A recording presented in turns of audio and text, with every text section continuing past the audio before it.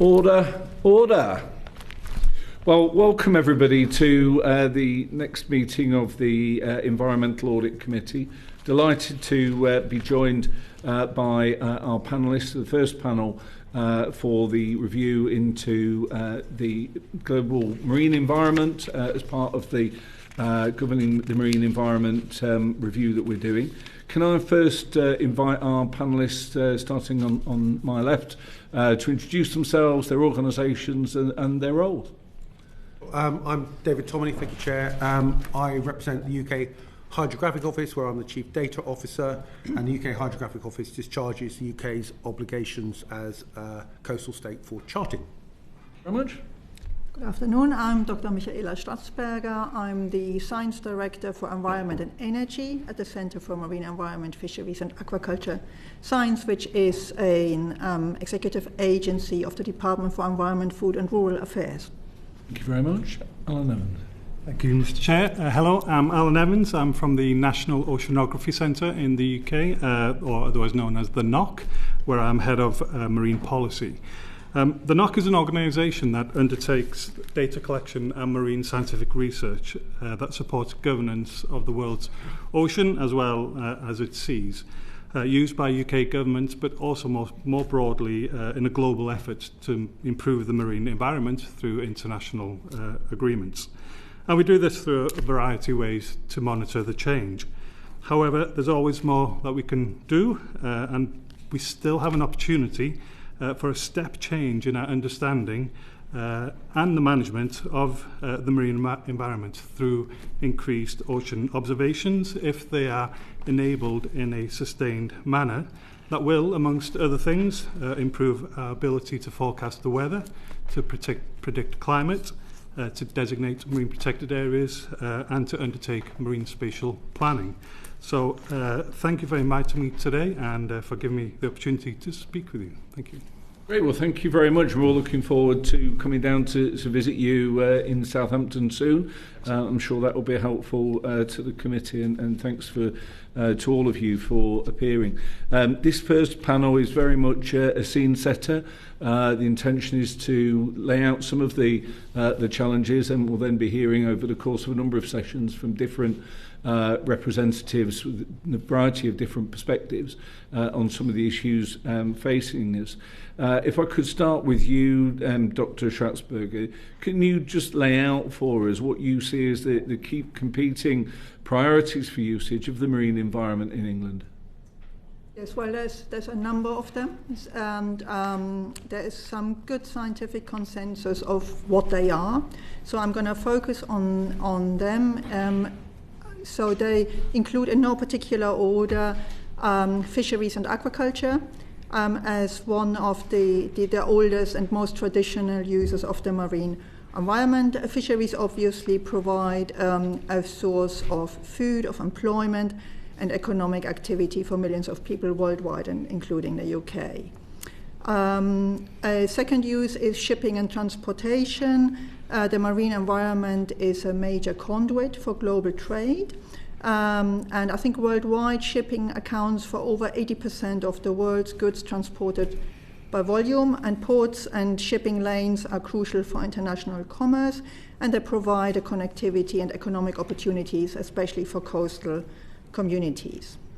A third priority revolves around energy production, and especially recently the marine environment has increasingly been tapped for energy production, including more traditionally offshore oil and gas extraction, and more recently wind-generated energies, tidal and wave generated energy as well. A fourth use relates to tourism and recreation, especially coastal and marine tourism, which includes diving, snorkeling, boating, beach tourism, and so on. And that's a major economic driver that can generate quite substantial revenue, again, especially for local economies. Mineral extraction is another common use, because the seabed holds vast mineral resources, including sand and gravel and metals. And as we've seen, well-publicized opportunities for deep-sea mining, which has the potential to provide materials for various industries, but obviously also carries significant environmental risk. And the other two uses that I would like to emphasize here are climate change mitigation and also marine conservation. The ocean regulates our climate by absorbing carbon dioxide and heat, and activities such as carbon sequestration in coastal habitats, which is termed blue carbon, is related to particular, especially vegetated environments such as salt marshes and seagrass areas. And ocean-based renewable energy that I just mentioned contribute to climate change mitigation efforts. And of course, finally, the marine environment is used for marine conservation purposes, which includes marine protected areas, biodiversity conservation, and habitat restoration. And as I said, they are all important components of marine conservation strategies. And what do you see as the main current threats to the marine environment? You've been through a number of different usages there. What do you see as the main current threats facing the marine environment?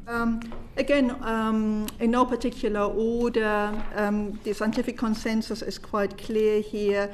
With the competing uses I just mentioned, come some consequences.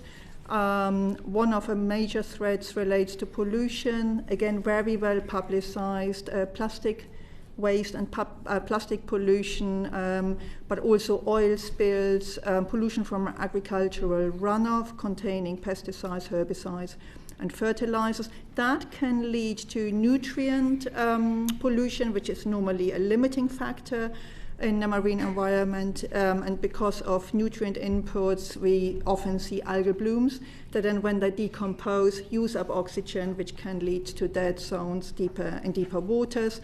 And there's also heavy metal contamination, toxins, and other hazardous substances from industrial activities, and they can also accumulate in the marine environment and posing health risks to both marine life but also humans. A second major threat relates to climate change. I've already mentioned that earlier.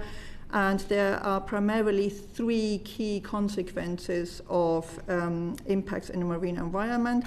And they are firstly ocean acidification. So as I said, the ocean absorbs carbon dioxide, which means that the waters become more acidic. So a lot of marine organisms that build carbonate shells, either in their internal skeleton or as a shell, might well struggle to do so. And that can have consequences on the food web and the general composition of the flora and fauna. A second climate change effect relates to rising sea temperatures. Again, as the ocean absorbs heat, the waters become warmer. That can lead to well-publicized coral bleaching and more generally disrupt ecosystems because it alters species distributions. Every species has got a thermal window within which it can survive and thrive, and if that thermal window changes, so does the distribution of the species. And we've heard about northward migration of fish species, for example, resulting from climate change. And the third effect relates to sea level rise. Of course, as the water becomes warmer, ice caps begin to melt, glaciers begin to melt, and that rises the sea level, which can lead to damage in coastal habitats, important habitats such as seagrasses, for example. A third major threat relates to overfishing, which means that fish is caught and harvested at a rate that is greater than the rate at which it can replenish. That obviously leads to depletion of certain target species. It leads to disruption of food chains because we tend to remove the higher level predators from the food chains, which means that there are some cascading effects as these predators are removed. And of course, there's an economic impact associated with it because we have got lots of communities that depend on income from fisheries. A further threat relates to habitat destruction from a variety of activities, including coastal development, as we introduce infrastructure that can have destructive effects on certain coastal habitats in particular, which often include nurseries for target species. Bottom trawling, I just mentioned, dragging heavy gear across the seabed damages the topography and the composition of the seabed. And marine mining, extraction of minerals that are also mentioned earlier as an important activity, can also change the composition of habitats and disrupt biological processes. And the final threat I wanted to mention is the introduction of invasive species into the marine environment. They can be introduced through shipping, for example, discharge of ballast water, but also through changing climate, as invasive non-native species change their distributional ranges. The effects on marine ecosystems, again, are diverse. Some invasive species can outcompete native species, changing species distributions. Invasive predators can have a similar effect. And non-native species around the world have also been shown to introduce disease to which native organisms are ill-adapted. Thank you very much. Mr. Evans, looking across the world, which other countries have similar challenges in their marine environments to what we have specifically in the UK? And are there any lessons for us to learn about how these challenges are managed elsewhere? Thank you, Mr. Chair. I'd just like to applaud Dr. Schratzberger. She stole my thunder there because everything she listed, I already had listed as well. So I would absolutely concur with what she says. But with regards to your question as to other countries, I would also point one of the threats to the marine environment is lack of knowledge and a lack of data to understand what's happening in the marine environment and the changes. And one of the examples that we can point to, which is good in the demonstration where the foresights to acquire the data in order to manage a marine environment would be what's happened in the Republic of Ireland. Back in 2016, they took the decision to map their entire exclusive economic zone as well as areas of continental shelf beyond their 200 nautical mile limit, amounting to about 880,000 square kilometres, and they've pretty much done that, completely done that. And the benefit of that is now that they have that data, they don't only have a map of the sea floor, that they understand the shape and the depth of it, but they understand how that impacts the biota that lives in certain parts of that marine environment. They understand how, when they come to planning for offshore wind, when they come to planning for aquaculture or fisheries, they already have that base map already in place. Of course, and as they're acquiring that data, they're acquiring oceanographic information as well, so they're getting an understanding. I think we'll probably get on in more detail to the issue around data and around what more we need to know. In terms of what we do already know, what would you say, are there other nations that we can learn more from in terms of the steps that they're taking at this moment? Are you able to answer? Certainly the island example is a good one. If you look at the US, they've done the same thing. They've undertaken a large program to map their entire continental shelf as well. So I can come back to you with more specific details on those, but there are examples of nations who have taken that approach to do the mapping and then learn from that. Thank you. And Mr. Tomaney, what would your, in terms of how we are performing in this area, in terms of the pressures on our marine environment, steps that we've taken, and so on, I mean, how do you think the UK is performing in comparison to other nations? I mean, all nations struggle, I think, to survey and to capture the data of their marine environment. You still pretty much have to go there. We might get onto new technologies, but new technologies offer some different approaches, but the fundamentals of physics still play into this, and you still pretty much have to go there. And so, all countries have to take a view on where they need to put those assets. So in the UK, 27% of the UK seabed is mapped to modern standards. That's because, in principle, most of the surveying for UK waters, as is the case for most countries, is being done to ensure the safety of navigation, so safety of life at sea obligations, and so focuses on shallower and waters that are more, the seabed that is more mobile. And so, for instance, northwest Scotland, which is very granite and doesn't move very much. Some of that charting is very old indeed. In fact, not even last century. So all countries have that issue. It's an investment to deliver a complete understanding of the seabed. But as Dr. Schratzberger says, these things are they can be very effective across a wide range of capabilities, and in particular. I think one of the things that we might want to dig into is whether we can better coordinate activity that is already occurring in a way that ensures that we get the most efficient understanding of the seabed out of the work that's already going on. Thank you very much. Ellie Chowns. Thanks. I mean, this segues nicely into my question, really, which was, what is our current state of understanding of the UK's marine environment? You've talked about 27% of the seabed mapped. Can you kind of expand on that a little bit, just the marine environment as a whole, beyond mapping the biotic environment and so forth? And also, perhaps, are there specific gaps that you've identified that, we really urgently need to fill? Gaps in understanding. Yeah, sure. I think, just to kind of reiterate, the Hydrographic Office is in the business of safe, secure and thriving oceans, and in that kind of order. So we are fundamentally a hydrographic office that deals with ensuring the safety of life at sea, making sure that mariners can transit from point A to point B safely.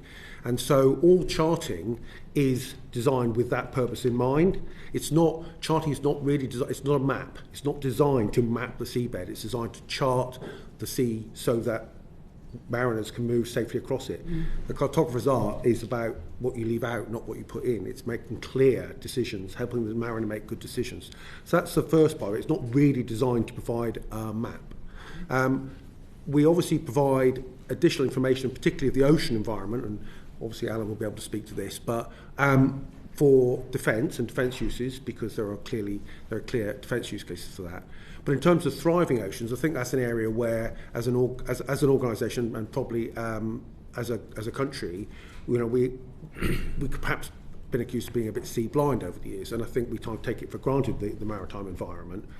And there is an opportunity to better coordinate activity. There's a voluntary centre of seabed mapping which we set up and run.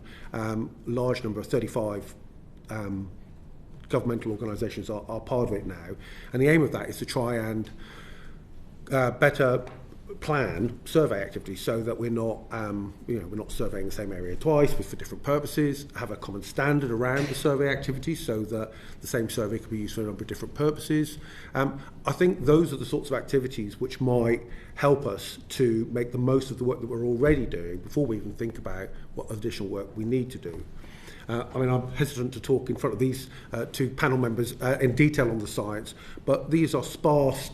When we're talking about oceanographic data, these are sparse data sets. Collecting oceanographic data, you have to do it over time, and you have to do it at different times in order to get anything useful in terms of what's happening into the ocean environment. But I'm sure there are better people than me to speak to it.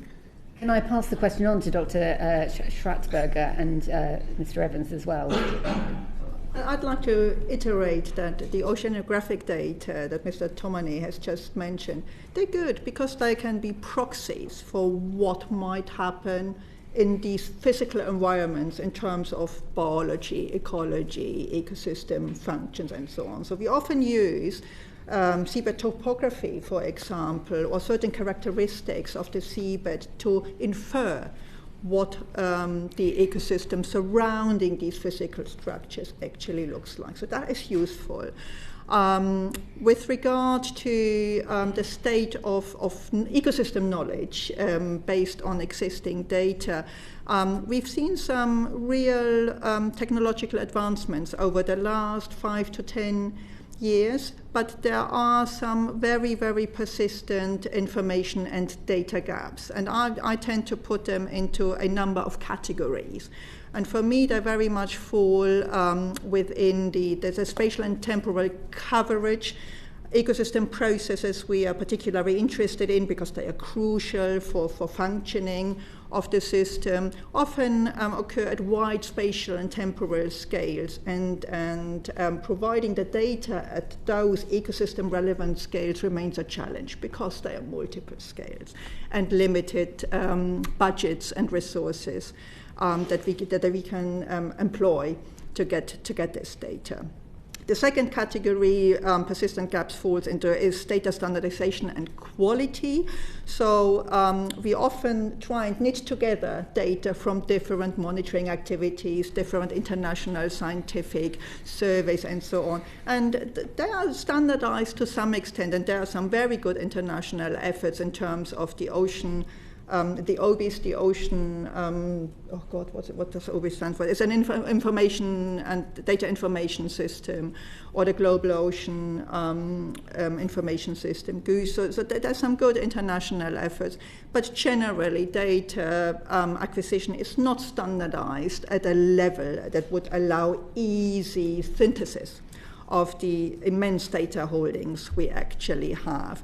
And the third category persistent gaps fall into is biological and ecological data. Although we have got lots of them, we have not got a lot of information on the ecology and the haute ecology in particular of species that we know or suspect are vulnerable to the activities, the competing activities I mentioned earlier. So we have got a lot of information, but not always for the right part of the system. And finally, there is a general lack of socioeconomic and human impact data. So the social sciences have some catch up to do in terms of producing data that allow us to quantify not only the ecological and the ecosystem effects of our activities and our impacts, but also importantly the economic and the social effects of such. So they are generally my four categories of persistent data gaps. That's really helpful and clear, thank you. Mr. Evans, would you like to make anything? Well, we can start with a positive. I mean, the UK for a long time has a vision for clean, healthy, safe, productive and biological diverse ocean and seas. So we're certainly starting from a good place. That's the good point. The bad point is we don't have the system in place to actually monitor and understand whether that is in fact the case. And I alluded earlier on to my point, and one of the threats is the lack of knowledge, and the lack of knowledge is through a lack of data. And the only way that we're going to truly understand what the environmental conditions of the UK mainland seas are through sustained ocean observations. Now, the UK has a wonderful programme of work through the JNCC and others where they identify certain areas for marine protection, let's say, but they identify those through relatively sparse data, as we've already heard, and those data aren't always the best. But they go out then and they collect what data is required. And that's adequate to establish an MPA. However, what happens where there is no data? How do we have a general understanding of what the marine condition is without having that foresight to have instruments in the water already monitoring that water column so we can understand what changes are taking place within the water system? And they can change from weekly to monthly to annually to decadal changes. But we need to understand this if we are to be able to rightly and properly manage our marine estates. So I think within that context, to answer your question, what is the general condition? It's difficult to answer that, to be perfectly honest, because it varies throughout the UK. Whilst it's a relatively small area in the global ocean context, we have variations within UK itself. And I've just alluded to the gaps. The gaps are the data. We need the data for the parameters Dr. Schratzberger alluded to: heat, ocean acidification, oxygenation, all these things. Sea level, we need better instruments and we need far more of them. We recently at the end of the summer, we had that, the waters around the UK were the warmest they've ever been. We didn't see it coming because we didn't know, we didn't have anything in the water to tell us what was going to happen. If we have instruments in the water that can monitor these things, we'd be far better placed to manage our marine environment. So that long-term ocean observation piece, I think, is critical to answer the questions that we're trying to deal with here today. Yeah. Thanks. I could keep asking questions all day, but I think we probably need to move on, don't we? Thank you very much, Shelley. Anna Gelder. Thank you, Chair. We've heard already, Mr. Evans, that there's an opportunity for better coordination of the information that we already have. What's the role for emerging technologies in developing a greater understanding of the marine environment here in the UK? Thank you. Well, the NOC hosts the largest fleet of autonomous marine scientific robots in Europe.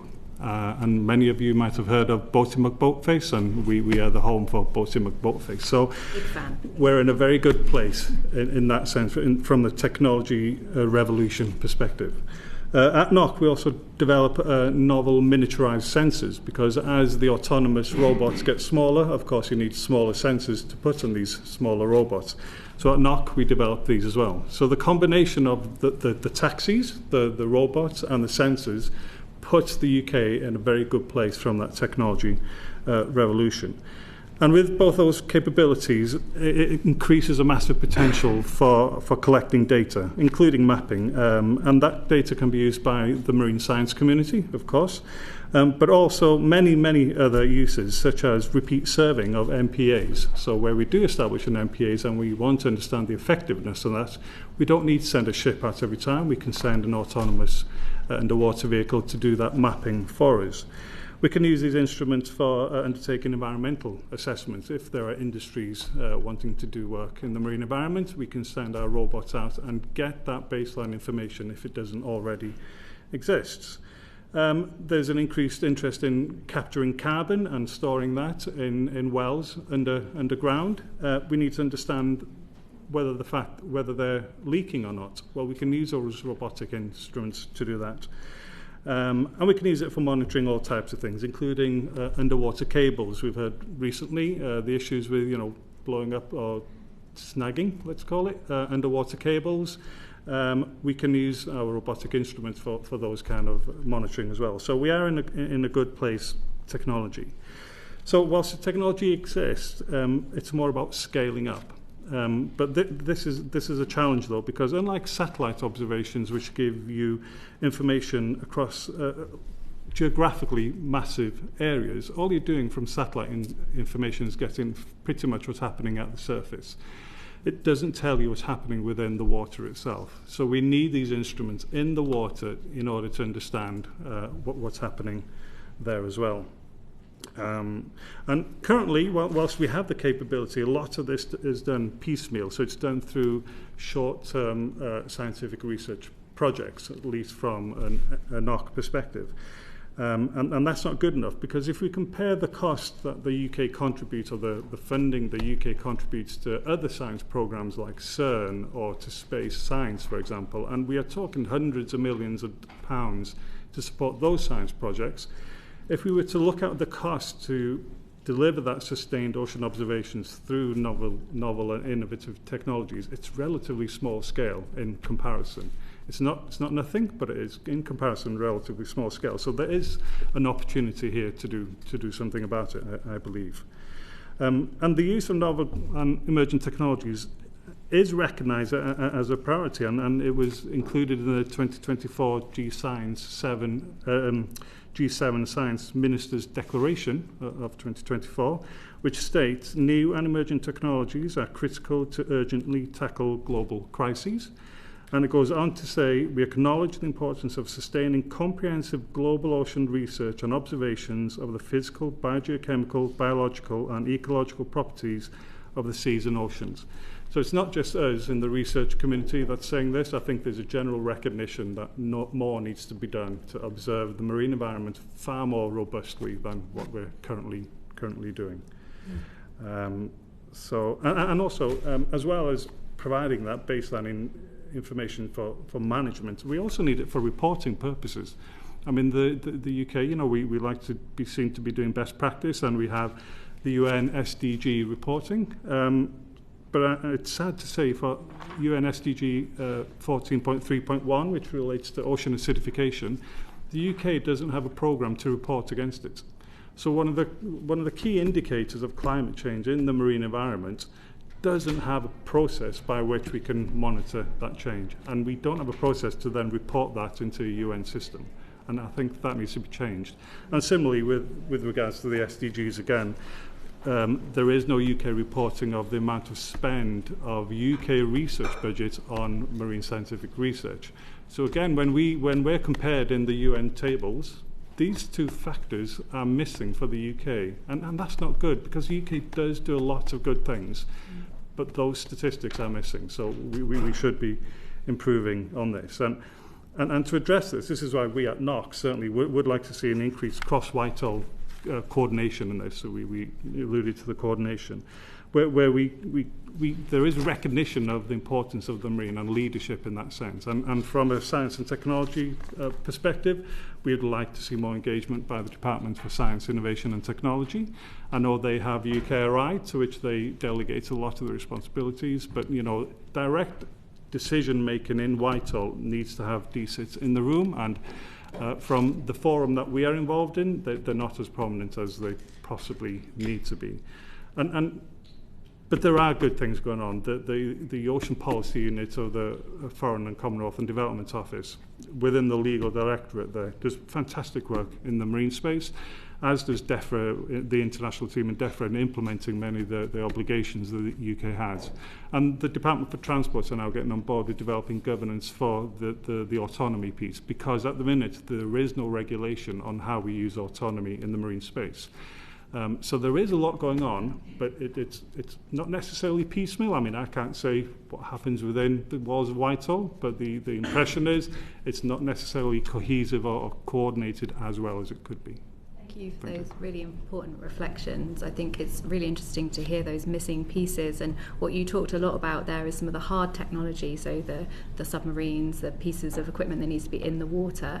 I think the committee is very interested as well in the soft tech, the kind of AI data processing, with such a large amount of space, with such a large amount of information coming our way. If we were to improve that amount of the hard technology, I wondered if anyone on the panel had a reflection about that kind of AI soft technology side.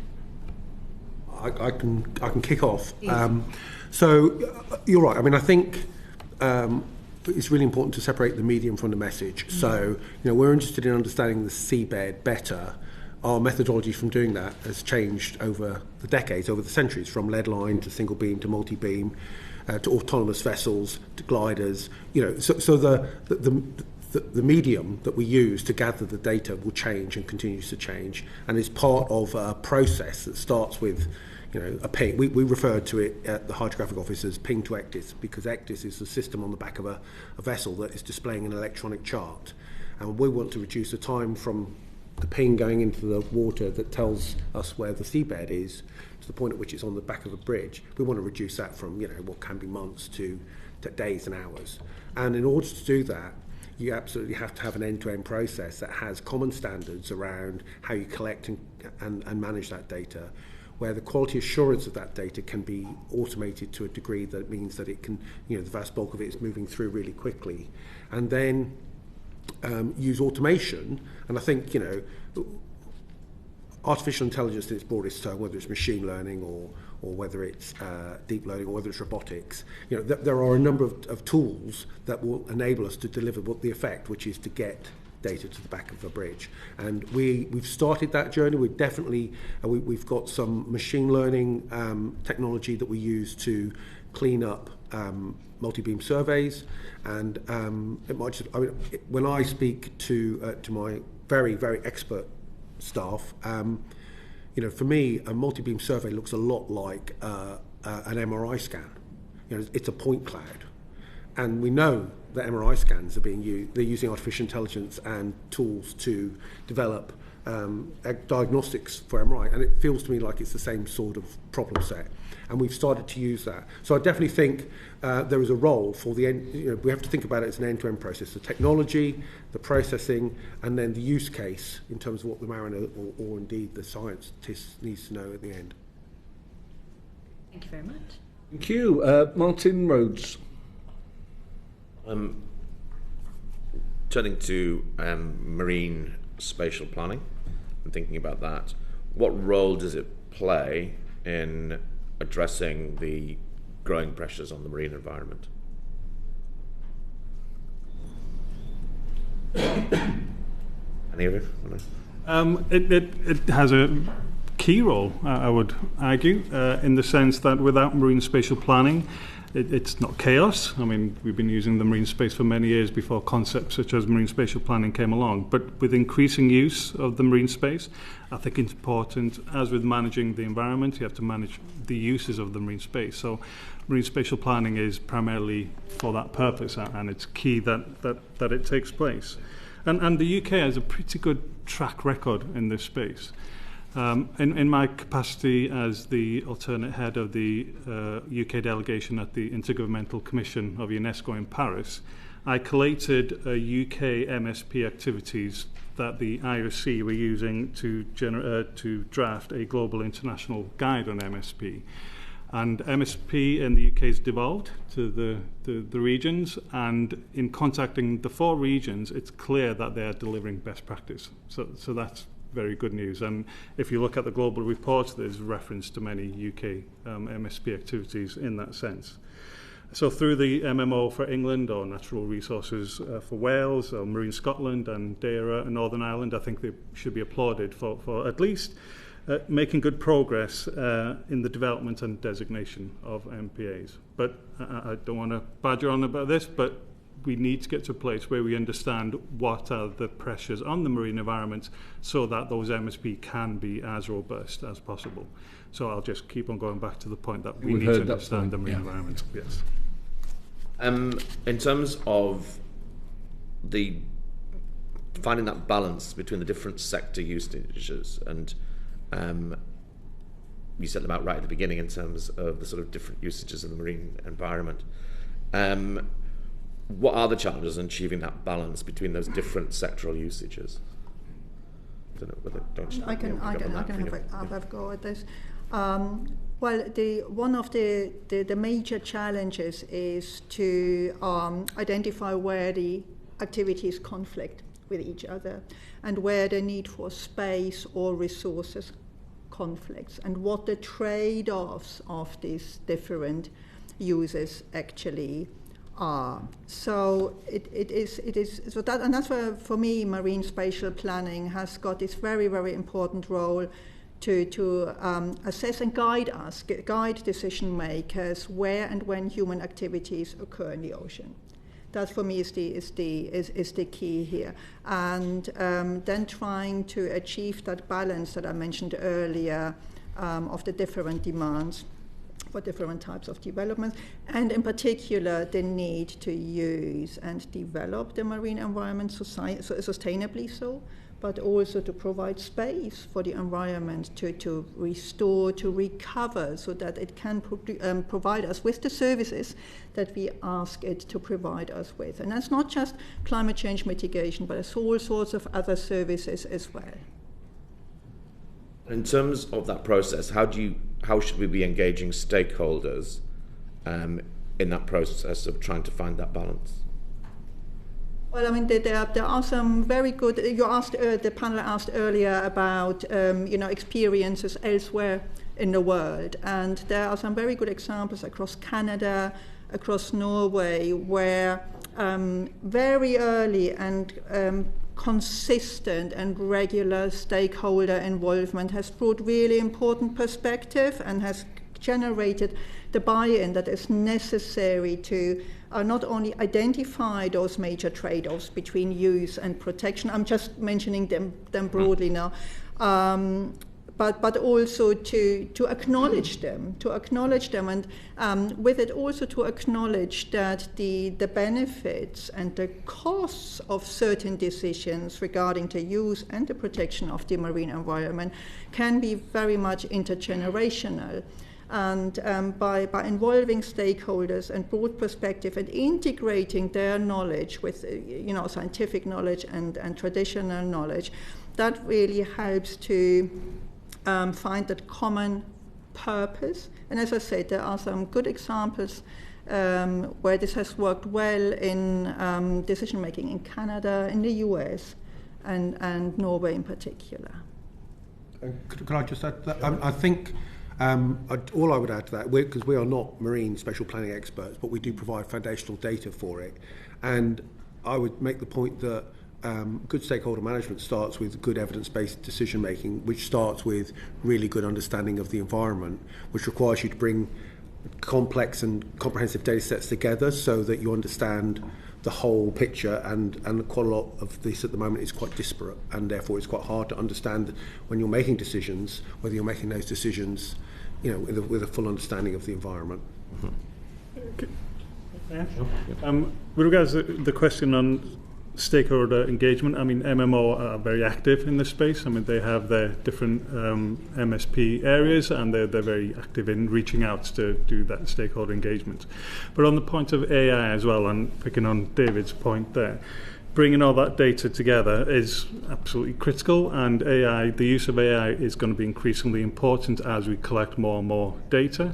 And in particular, as we're going down this route of, if you're aware of digital twins, so this is the aspiration to reflect the natural environment in a digital space. And the ambition is to have that in almost a real time. That has to have, of course, things in the water to make that happen.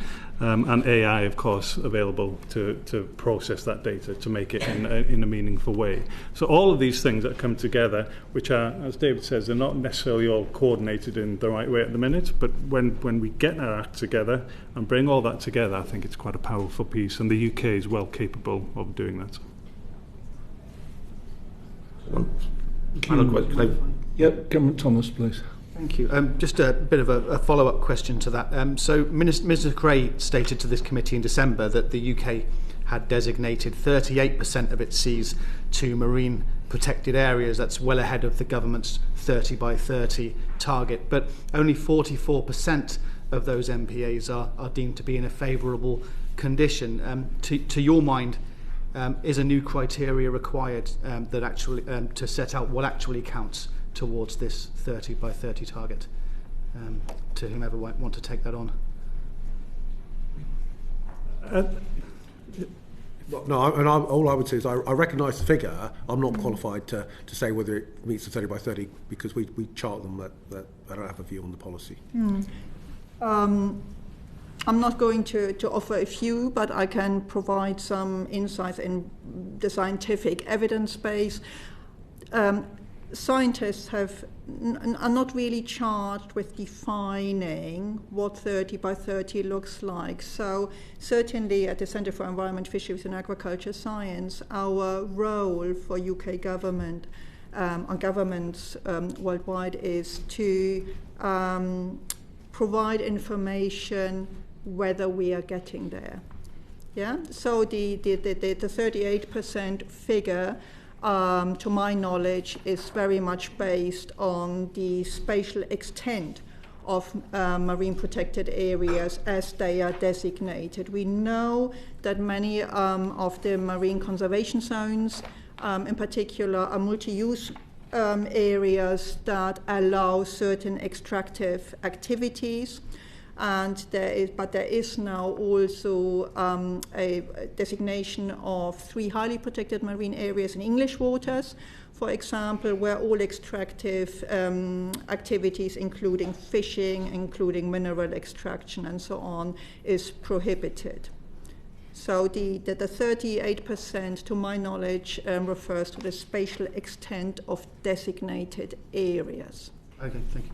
That's correct. I would concur. It is a geographic extent figure. It doesn't reflect the effectiveness of the MPAs. Thank you. Very much. Barry Gardner. So in other words, what you are actually doing is putting a seal of guarantee on a line on a map. But actually, what people think we're doing in the international community when we sign a treaty that says 30 by 30, and it says 30% will be protected, most people, most of our constituents think that we're actually protecting them. Now, I am a huge believer in good data, and that's what you guys are providing. But that data has to then translate into effective protection. And at the moment, from Mr. Evans, the sort of picture that you painted, and you used the things like words like best practice, and you know, you gave this rosy picture. But if you look at the Oceana report in 2023, they examined 104 different stocks, 1/3 of which were overfished, and 1/4 of which were critically depleted in terms of their size. So all of this data at the moment is not actually delivering for us the results that we need, is it? I can make a start with an answer. From my perspective as a scientist, providing and strengthening the scientific evidence base that is used to make wise decisions regarding the environment. So, as I said earlier, the majority of marine protected areas in UK waters are marine conservation zones, and they are multi-use zones, so they allow certain activities, extractive activities. Well, are you surprised, Dr. Schratzberger, that actually the government has not fulfilled the commitment that by the end of last year they would have completed the process of introducing the additional protections that they were going to in the marine protected areas that have not had those applied to them? I can't remember the exact numbers now, but it's a minority that have had those applied to them. It is correct that in various aspects of the marine environment, the UK is not currently meeting good environmental status, as set out. Well, if you look at the last marine strategic framework, I think you'd find that, according to the science, you had set 15 indicators. They included metrics for birds, for fish, for commercial fish, for pelagic habitats, benthic habitats, food webs, seals, crustaceans. 11 of those 15 were found to be in poor condition.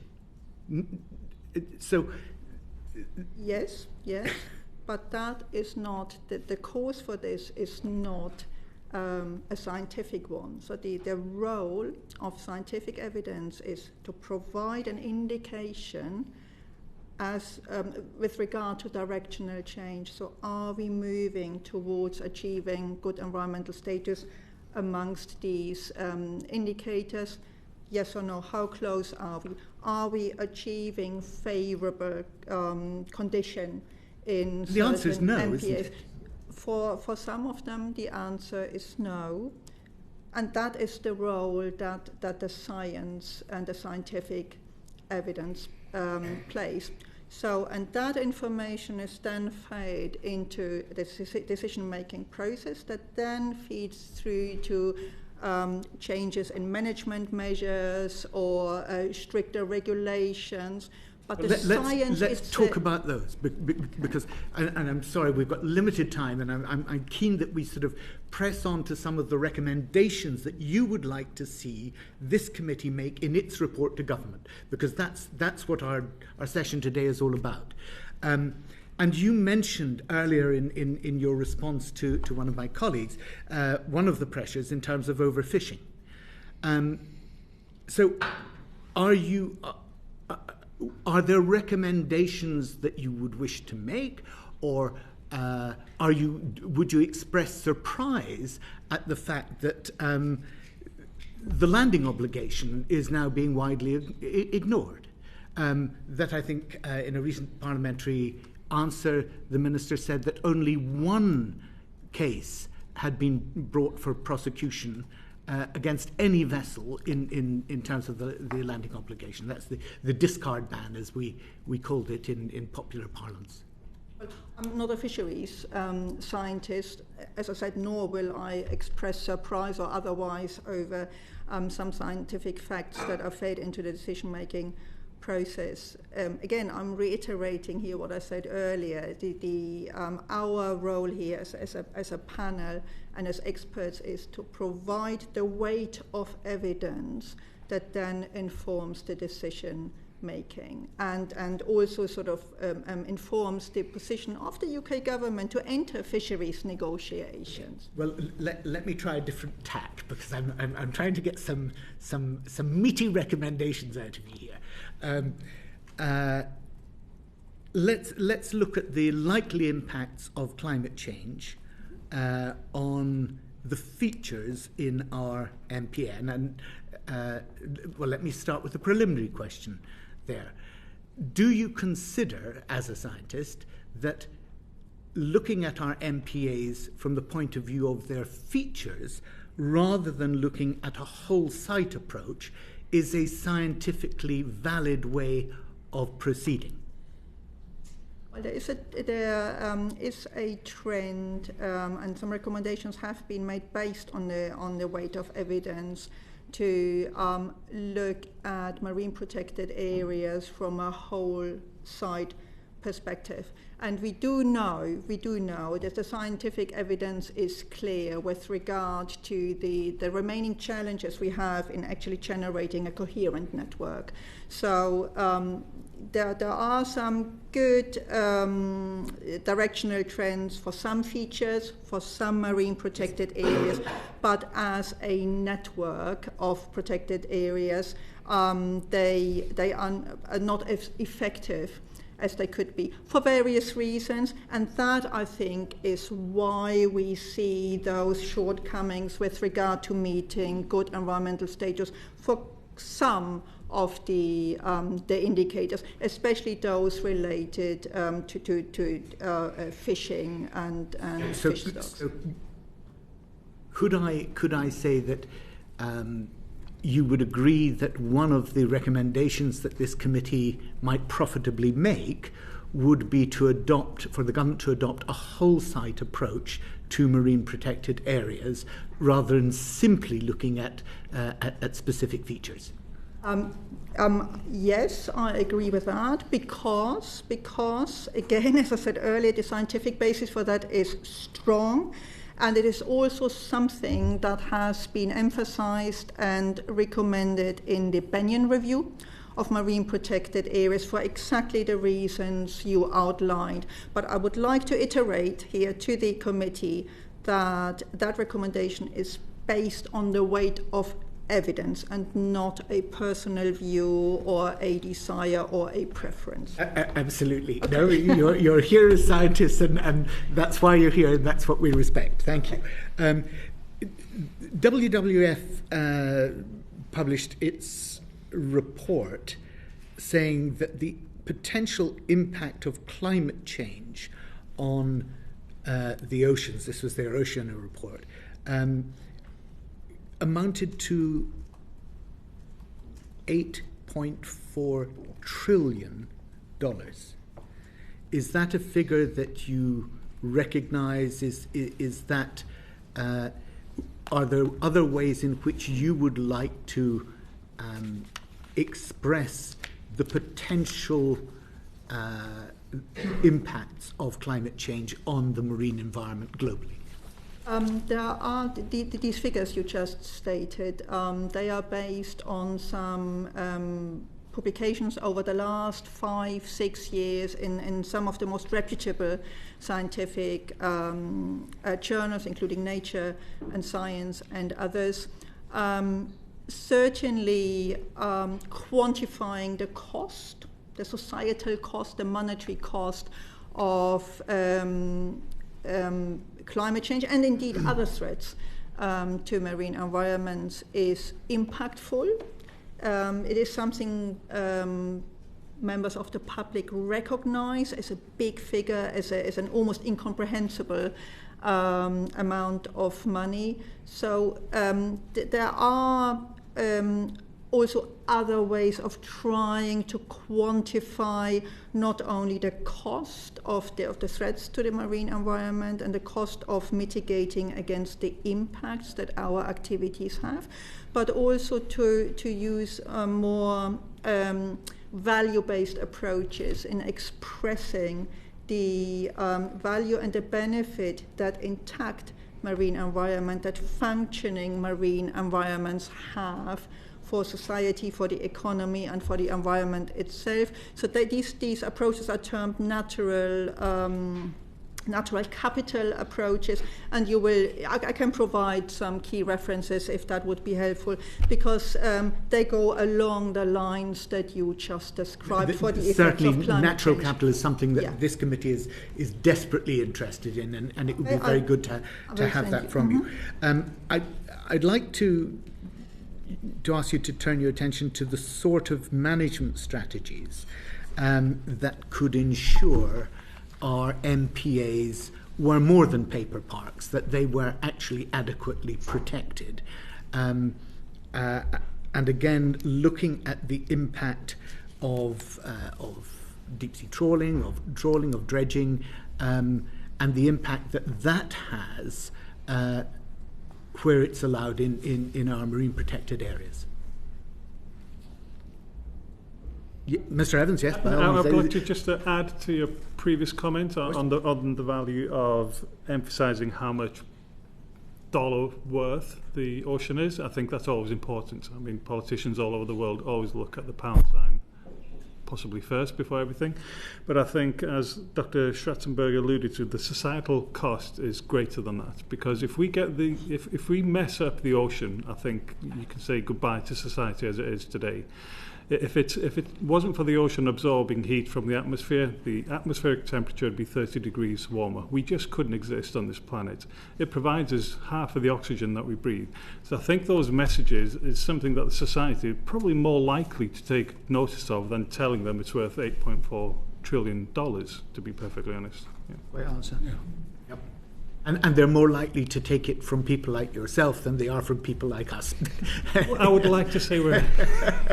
to say that we're equal in that sense. But if I can ask you to focus on the strategies that we could take, and with specific reference to the ones that I've mentioned in terms of protecting our MPAs.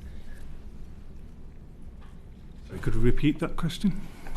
I asked what management strategies we could adopt within our marine protected areas that would effectively protect them. And I made reference to the fact that so much of our MPAs are at the moment subject to bottom trawling and to dredging. So I asked you to give recommendations, perhaps that this committee might make to government to effectively protect our MPAs. I mean, I may not offer any strategies, but one thing I may suggest is that the ocean is given more relevance and more recognition. I mean, I think everybody in this room recognises the value of a healthy marine environment, but I mean, it was disappointing to see in the recent integrated review refresh a complete removal of reference to the ocean and the UNCLOS and the relevance of UNCLOS to the marine environment out of that refresh. So it's that kind of thing that is disappointing to see, and even currently I think there's a climate and nature bill going through, and there's still no reference to the ocean in that bill either. So I think there's a lack of understanding within the government sphere of the importance of the ocean. Now, once we get that in place, we can then maybe start looking at those strategies, because if the government impetus isn't there, well, sadly, we're not going to go beyond anywhere we are today. I totally agree with you. What are the strategies, though, that we could be recommending? Let me ask this in another way. What does the H stand for? Highly. Well, indeed. I was going to offer. In practice, what is the difference between a highly protected marine area and a protected marine area? Okay, so the key difference is that in a highly protected marine area, all extractive activities are banned. There's no fishing, there's no mining, whereas they are what most members of the public would consider protected. Yeah, 100%. Yes. Yes, it's probably. Yes, probably. If you look at social surveys regarding the acceptability of restricting activities in the marine environment, depending on whether you ask people, stakeholders at the sort of conservation end. Of the stakeholder range or at the user and seabed user, and you see quite polarized views of it. But what we found when we advised the UK government on the need for highly protected marine areas back in 2016, 2017, there is a general recognition across the stakeholder community that higher protection levels will be increasingly needed in order to achieve a sustainable future for aquatic environments. So in practice, the activities that are being carried out in the marine protected areas, which are not being carried out in the highly marine protected areas, we need to start making sure that some of those activities are not carried out, do we not? That was I was going to offer, some scientifically supported strategies that could be employed to achieve an overall greater protection of the marine environment. So further limiting activities within existing marine protected areas is one such strategy. Another one is, of course, to expand the spatial extent of existing marine protected areas, recognizing that conflicting use of space. Some examples from around the world that were successful or showed promise was restoring certain habitats or species within existing marine protected areas. So there are some cases, for example, where planting of more salinity resistant mangroves or planting of more bleaching resistant, cultivating of more coral bleaching resistant corals has been successful. All these are such strategies that have a scientific basis of success having been proven. I know I must finish, Chair. Thank you for being so indulgent. Just to ask you one last figure, and that is, do you recognise, we started off by talking 30% of our oceans, 30% of the seas being protected. Do you recognise that at the moment the area of highly protected marine areas, which you and I agreed was what the public would consider protected, actually constitutes 0.015% of UK seas?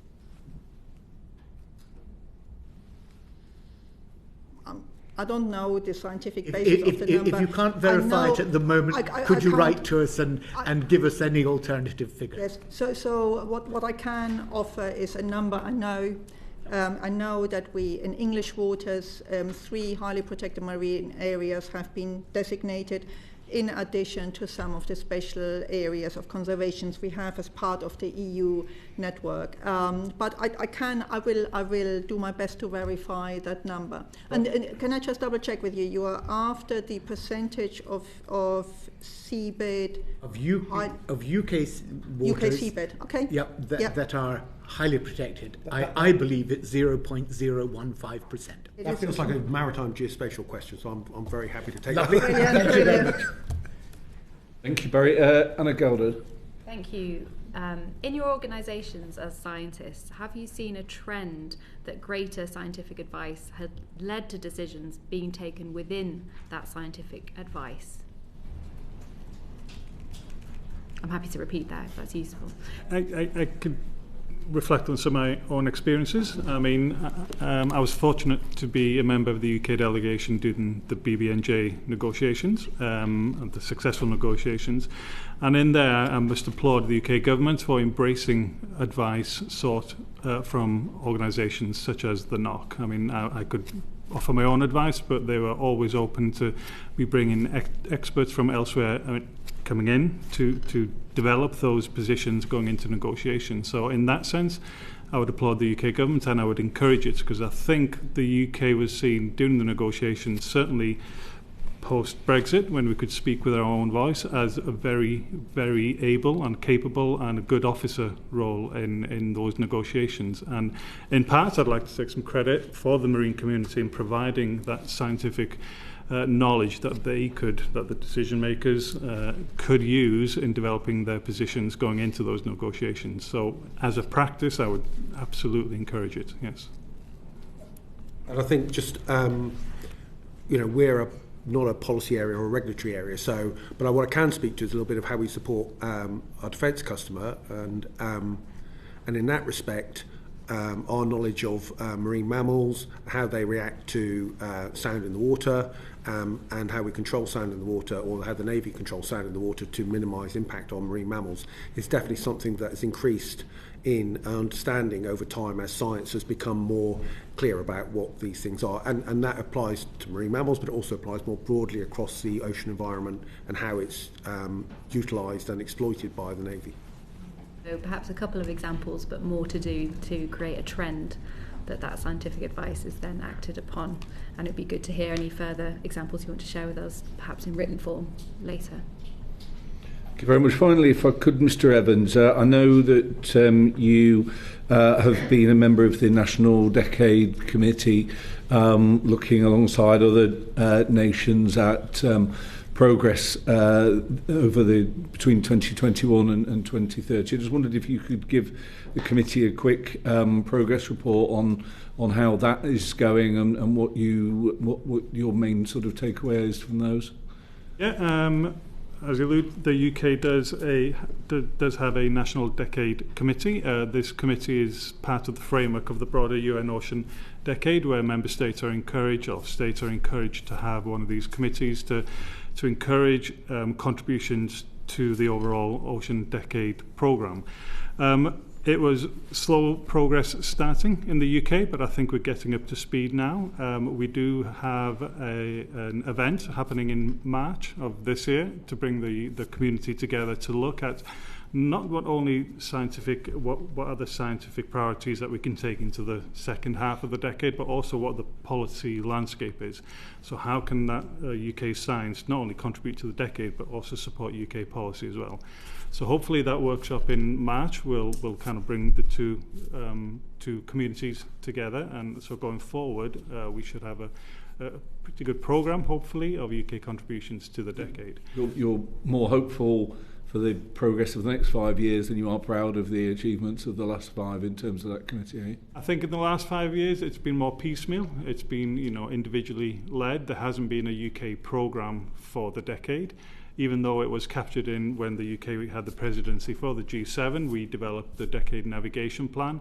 Maybe we need to go back to that and try to implement that a bit better, and have a more coordination of UK programmes. But as is often the case in the UK science landscape, it's not centrally controlled. It is down to individuals and organisations to do their work. So whilst the UK has contributed, and there are several programmes led by UK institutes and individuals in the decade, I think there hasn't been a cross-UK coordination of that. Yeah. Well, Mr. Tomaney, Dr. Schratzberger and Mr. Evans, thank you very much for the evidence that we've heard, and we really appreciate you coming to see us today. Sitting is suspended. Order.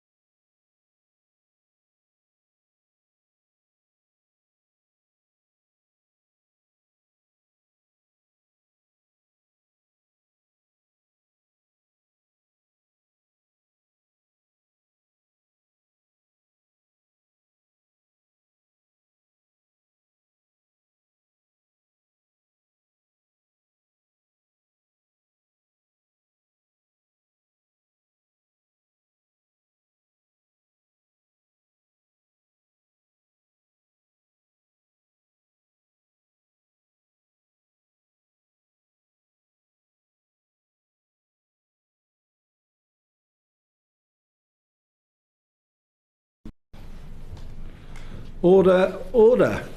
Well, we now turn to the second panel of today's event. I'm pleased to say that we are joined by, I don't know what collective noun is for three lawyers, but three law experts who will be talking to us about international law and particularly with our interest in the future treaties and the treaties we're currently under. Could I invite the three of you to just introduce yourselves, the organisations that you work for and your particular areas of expertise? We could start with you, please, Professor Barnes. Thank you, Mr. Chairman. So my name is Richard Barnes. I'm a Professor of International Law at the University of Lincoln and Adjunct Professor of Law at the University of Tromsø. And I have far too long in your account experience of working in the law of the sea, but with particular interest in oceans governance, fisheries regulation, the interface between law and science, and other areas of societal interest. Thank you very much, Professor Fitzmaurice. I am Professor of International Law and International Environmental Law at Queen Mary University of London, and I also teach in International Maritime Law Institute in Malta, which is the institute within the International Maritime Organization, and specially designed to promote education for mid and higher level of management in Global South. And I teach the international law and MARPOL Convention. Thank you very much. Professor Webb. I'm Professor of Public International Law at the University of Oxford. I'm a generalist in international law with a particular interest in international dispute settlement, international courts and tribunals, the interaction of international and domestic law. I've recently represented the Commission of Small Island States in the Law of the Sea advisory opinion before the Hamburg Tribunal, and I represented Tuvalu in the proceedings at the International Court of Justice on climate change. Excellent. Well, if I could start with you, Professor Webb. In terms of where we are now, what role do you think the current international treaties play in protecting the global marine environment? We're fortunate that we have quite now, with especially the BBNJ that's already been mentioned coming in, we have quite a comprehensive legal framework for protection of the marine environment. And the real issue is with the implementation of that approach. The UN Convention on the Law of the Sea is the primary treaty, and that's been in place since 1982. It's sometimes called the Constitution of the Oceans because it is so comprehensive in what it covers. The other advantage of the UN Convention on the Law of the Sea is that it has an enforcement mechanism that provides for dispute settlement and also for advisory opinions on the interpretation of obligations. So I know my colleagues are going to cover other treaties, but I'll stop by saying that we've got a comprehensive framework and the issue may really be with implementation. Okay. Is there anything you would like to add on that particular question, Professor Fitzmaurice? I would like to mention that International Maritime Organization is overseeing over 50 treaties, which has to do with law of the sea, maritime law, and some of them are relating to protection of marine environment directly. I would say that the best known is obviously the International Convention for the Prevention of Pollution from Ships, which is so-called MARPOL Convention.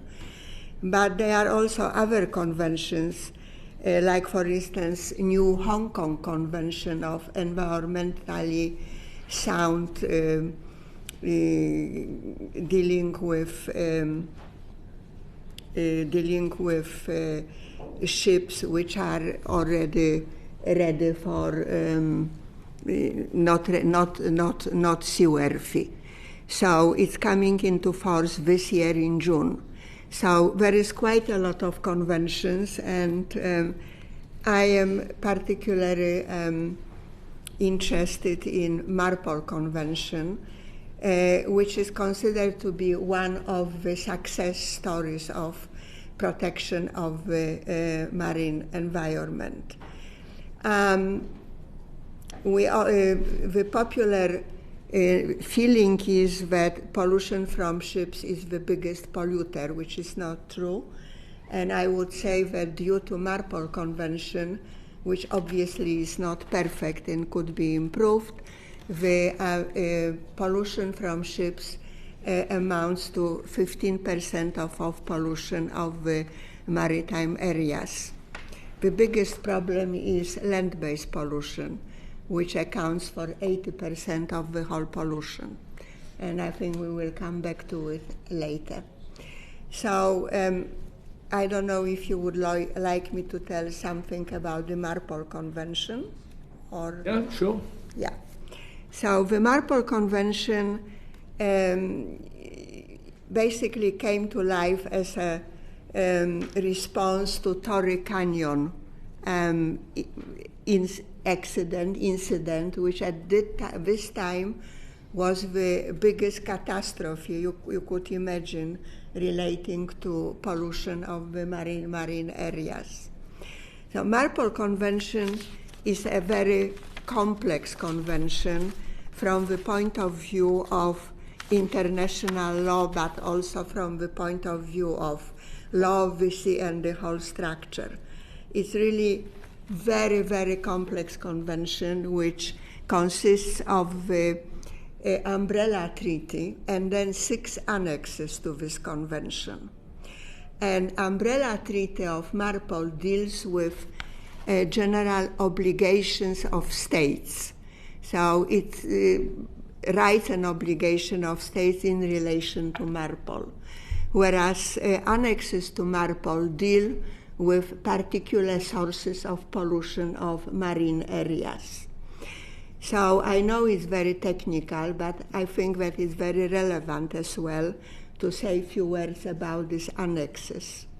So Annex 1 deals with oil pollution, Annex 2 with noxious liquids in bulk, Annex 3, harmful substances in packaged form, Annex 6, sewage, Annex 5, garbage, and the newest annex, which is particularly important in relation to climate change, is Annex 6, which is air pollution.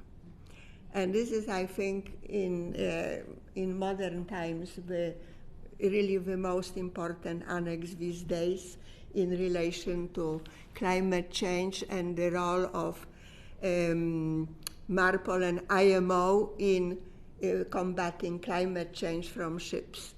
So Annex 1 and 2 are mandatory, i.e. when states become parties to MARPOL Convention, they are also obliged to ratify both annexes 1 and 2. However, the remaining annexes are not mandatory, and that makes the MARPOL Convention a very difficult convention from the point of view of compliance with states, because there are different annexes, different states are parties to the annexes, and to compound the difficulty, annexes are amended on a regular basis. And not all amendments, not all states are parties to the amended annex. So this makes a complete kaleidoscope of obligations of states and makes it sometimes very difficult, even for International Maritime Organization, to be fully aware of obligation of states in relation to all the annexes and amended annexes.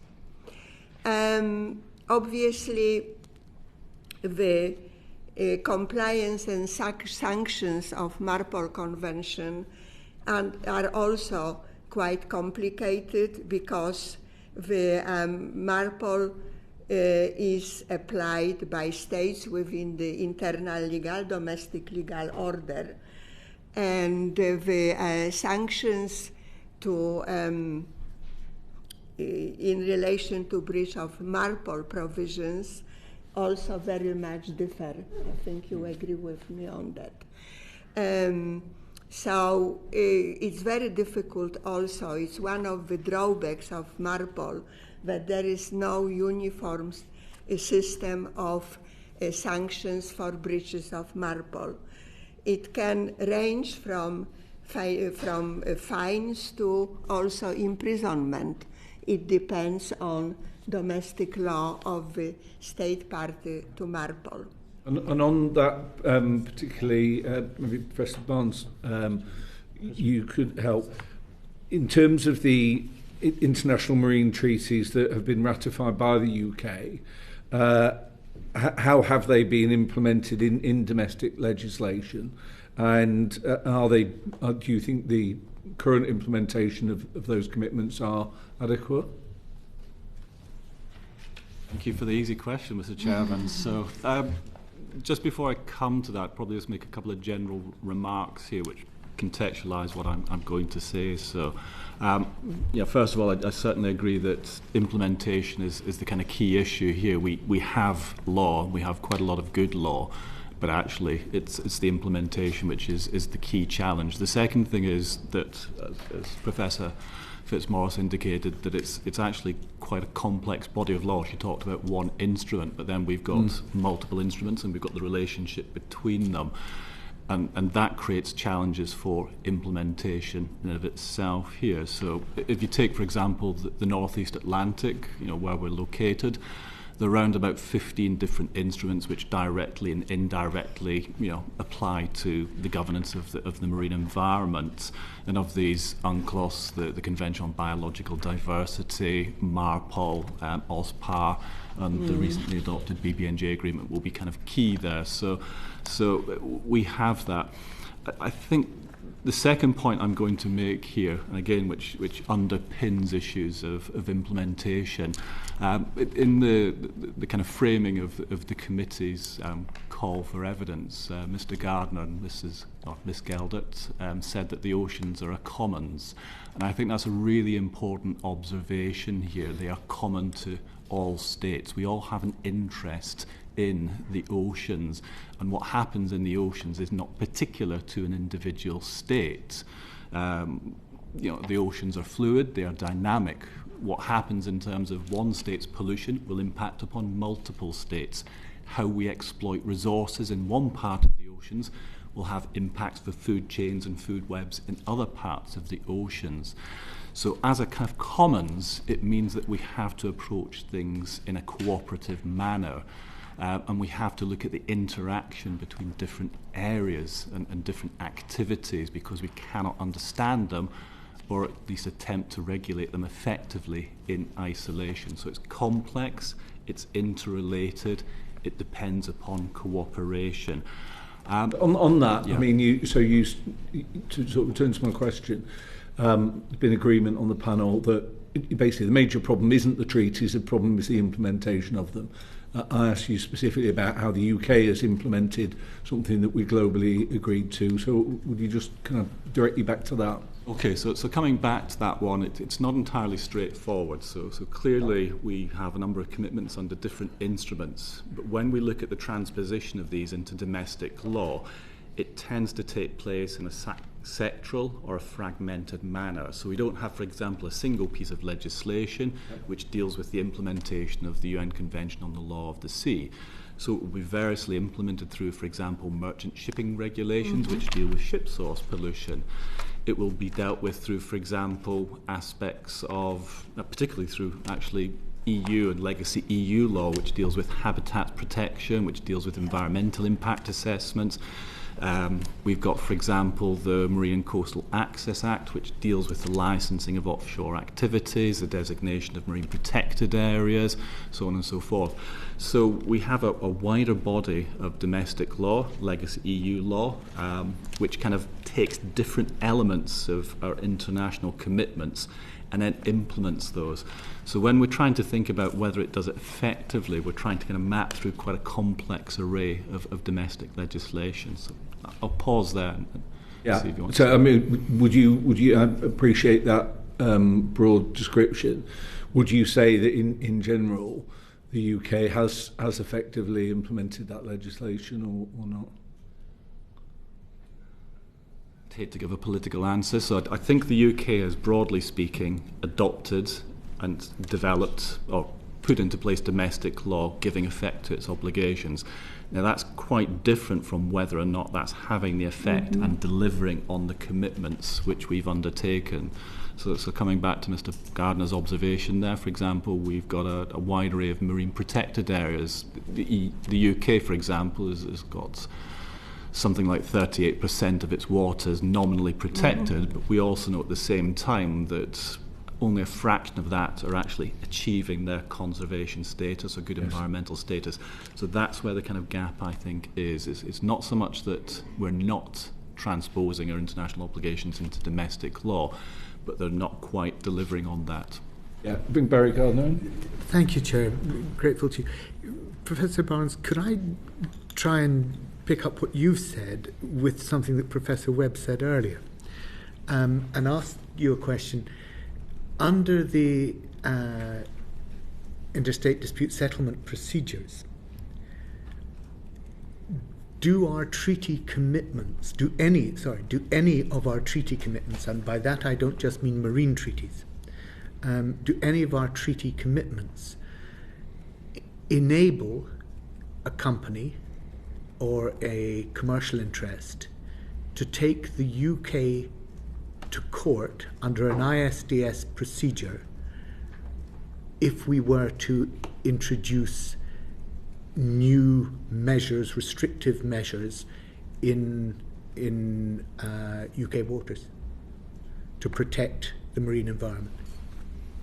I'm not sure that, I think you're referring to investor-state dispute resolution would be the appropriate forum there. I mean, I think it was Professor because Webb might have something. Professor more to Webb say said something about dispute settlement, and it just made me concerned that there might be an exposure there. Okay, I think a couple of sort of general points here. There is international litigation, but for the most part, states are very reluctant to take each other to court because they lose control over the dispute. So there's a clear obligation under many international law of the sea instruments to resolve their disputes through peaceful means, but states very seldom recourse to international courts to actually resolve those disputes, given the kind of broader number of potential disputes there are. So that would be the first thing I would say about that. The second thing is that I think there's, for example, when we look at marine environmental protection, there's a particular reluctance of states to use dispute settlement because often it's the case that the causes of the harm are not individual to particular states, or that they reveal potentially states are failing to comply with their equivalent obligations. So, but it wouldn't be a state taking a state to court. It would be a potential investor, as I understand it, taking the state to court. And this has been done in a number of areas. One of the most regularly cited is over tobacco legislation to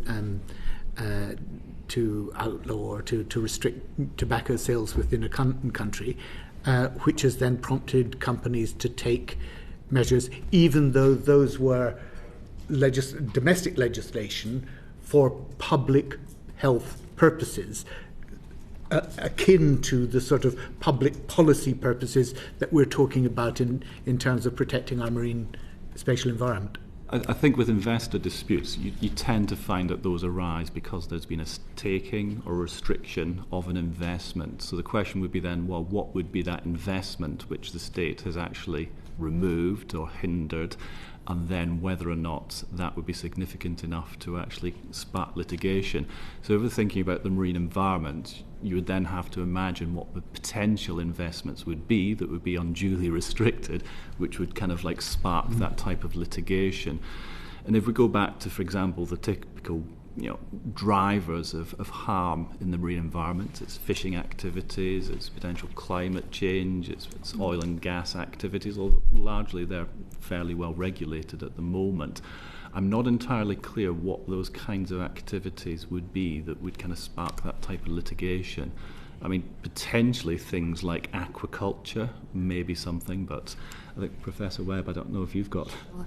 I think the potential is certainly there, and we're seeing a trend in investment arbitration of environmental disputes coming through those bilateral investment treaties. So, as Professor Barnes said, you'd have to fit it within the usual structure of such disputes in terms of, do we have an investment? Has there been a breach of fair and equitable treatment? Or has there been an indirect or direct expropriation? But there's no reason in principle why that couldn't apply to a restrictive measure that involves the marine environment. The other, probably less visible phenomenon is that you can have disputes between states where, in fact, a state has been encouraged to bring that dispute by a company, and that company may be contributing funds to the prosecution of that dispute. That's not something that I've seen involving the UK, but I have seen it in other parts of the world.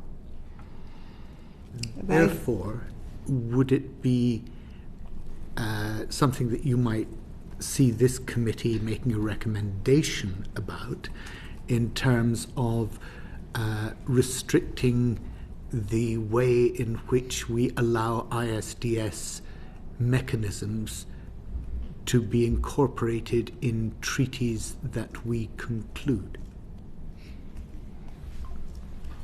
I think there can be pros and cons to that, and I can't have a firm recommendation to you in that regard, but I think it's prescient to be considering the role of ISDS and interstate dispute settlement and potential benefits and risks for the UK. Thank you very much. Sorry to interrupt. No problem. Cameron Thomas. Thank you, Chair. Professor Barnes, you mentioned that states prefer to settle these sort of issues out of court. I would put it to you that that's not particularly effective. And I'd like to cite, and I'll read from this so I get it right, that in 1986, Japan was a co-signatory to the International Whaling Commission, but that it continued to harpoon whales in the Southern Ocean before and long since it was designated as a sanctuary, before just withdrawing its signature from the International Convention for the Regulation of Whaling in 2019. So it seems to me that the treaties aren't really worth the paper they're written on if they're not enforced. What does effective enforcement actually look like? I think, I mean, taking a step back here, so international law is largely a consent-based, a consensual-based system of law, so it's rules which states create through their own volition, and that also extends to the dispute settlement process. So states will have to agree to be bound by or opt into dispute settlement procedures. So I think we have to acknowledge that, and the example you've given there is where a state may opt out of or take itself out of a treaty regime where it fears that that will affect its vital interests. That's the nature of international law there. So the first point. The second point is that the existence of dispute settlement mechanisms act as a kind of driver on state practice. So states don't like getting brought before international courts and tribunals. It has reputational damage, it has potential financial consequences, and so on. So the existence of these dispute settlement mechanisms, and in particular the strong ones under the Law of the Sea Convention, can act as a driver for states to comply with their laws or to pursue the resolution of their disputes through alternate means. So I think that second factor is quite important. And then ultimately, whilst I said that there isn't that much international litigation, there is international litigation. We have a body of case law which has been developed by the International Court of Justice, by the International Tribunal for the Law of the Sea, the Permanent Court of Permanent Court of Arbitration, which has contributed to the development and compliance of law there. I think at the moment the UK is involved in litigation with the EU concerning its sand deals. So there are these kind of mechanisms which can and are used, I think, even if they're not frequently used. So I think these agreements are certainly worth more than the paper that they are written on. So long as the parties to that agreement are at the table. So what sort of pressures... Sorry, you look like you were going to respond. No, I think that's a fair enough point. I mean, for me, I think this is kind of an academic observation, though. The point is not to go to court. The point is to manage your disputes and to resolve your disputes through peaceful means. If that's diplomacy, if it's conciliation, if it's the ongoing maintenance and development of relations, that's a perfectly acceptable way of dealing with your disputes, as long as you're not exacerbating it or letting the issues go unaddressed. All right, I'll leave that there. Thank you. Thank you very much. Blake Stevenson. Thank you, Chair. I think there's a consensus on the panel that the framework is comprehensive and that the issue is with implementation. And this committee would like to assess how effective the international treaties are. So with that context, Professor Barnes, what are the challenges in even assessing whether the UK is meeting its obligations?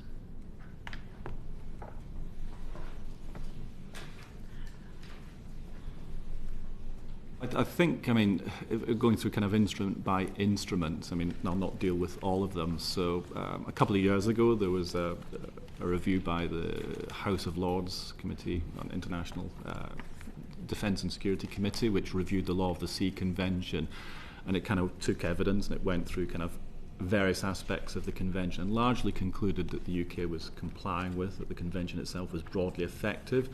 It also acknowledged that it was a kind of creature of its time. I mean, we're looking at something which is, you know, effectively 40 years old. There are some issues which have not been addressed by the convention, which have arisen since.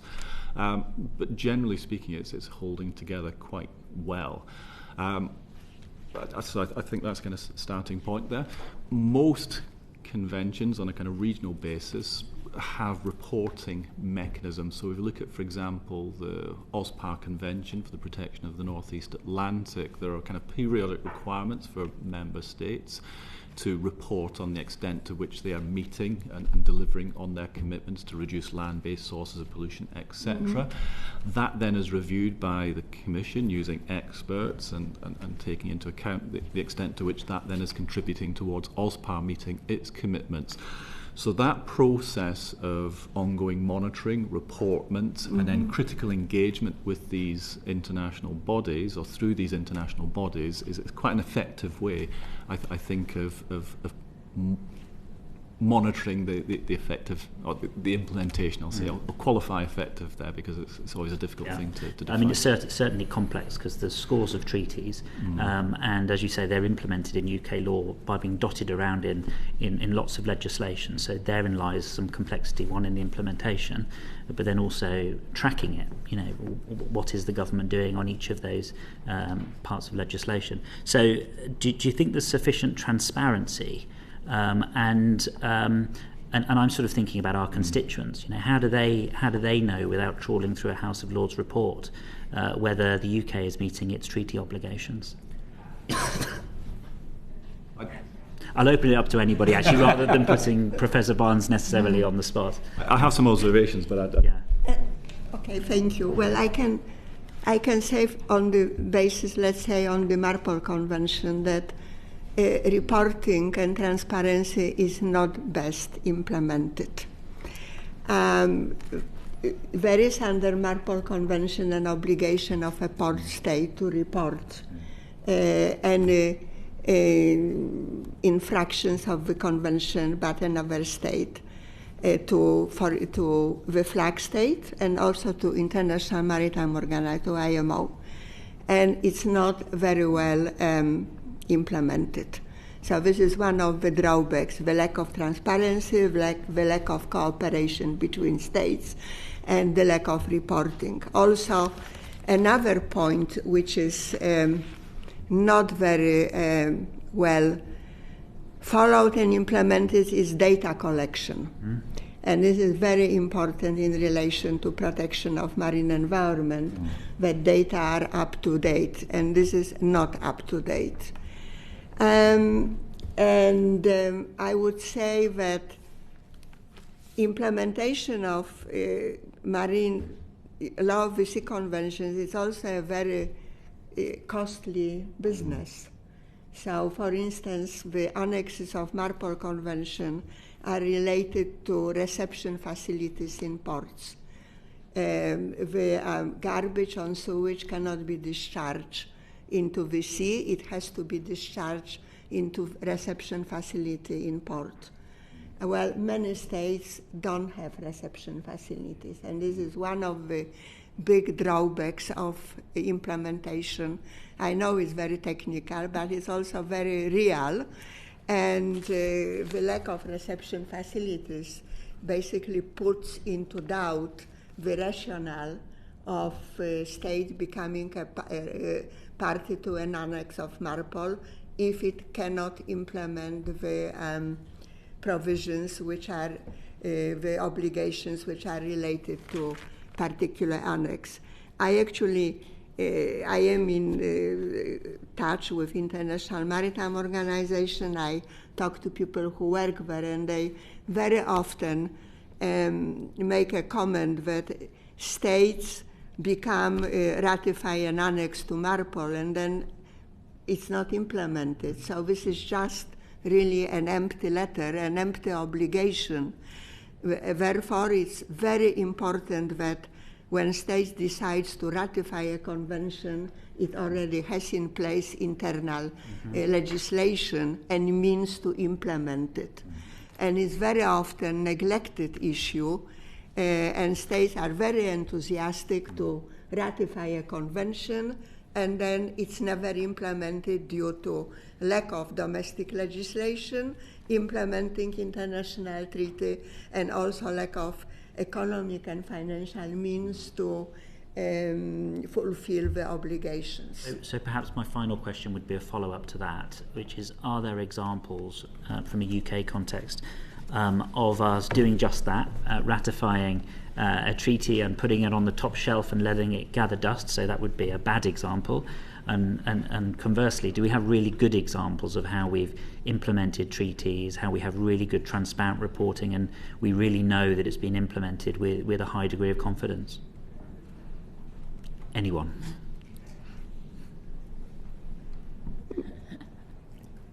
Well, I have to say that probably UK can be now a bit criticized that it still hasn't ratified BBNJ Convention, but I think that I would refrain from criticism, because I think that the convention should be responsibly ratified when the domestic legislation is in place. And I think that sometimes the criticism goes too far. It's not really practical, and it's irresponsible, I think, to ratify a convention without the underlying legislation.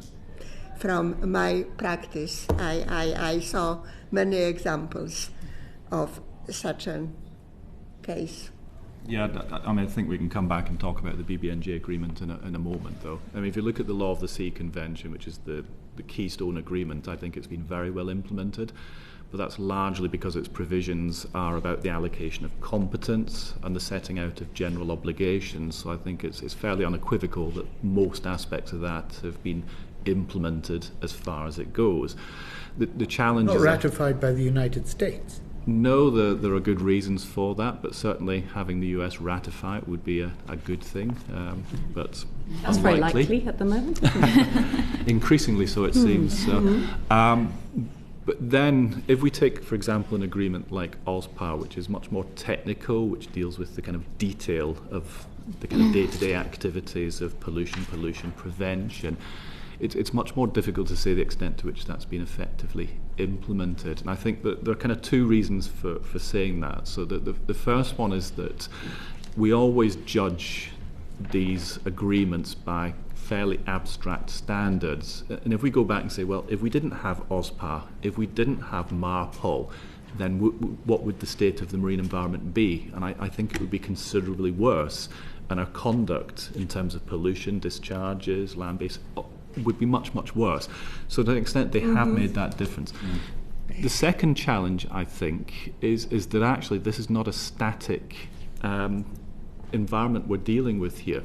The reason I think we know that there are problems to do with the implementation of these agreements is because we better understand, have more science, more data, which tells us exactly what the state of the environment is. And it's very much an iterative approach here. We adopt these, we review, we reflect, we generate new science and data, and we go through this kind of process of adapting to that. So my view would be that there is progress, and we are trying to make progress on these things, even if we aren't actually achieving the kind of gold standard of having these headline indicators being achieved.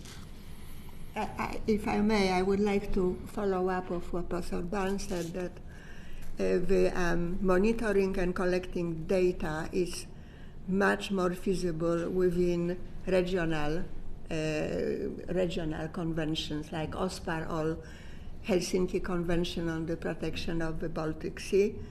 It's of great interest to me, as I come from Poland originally.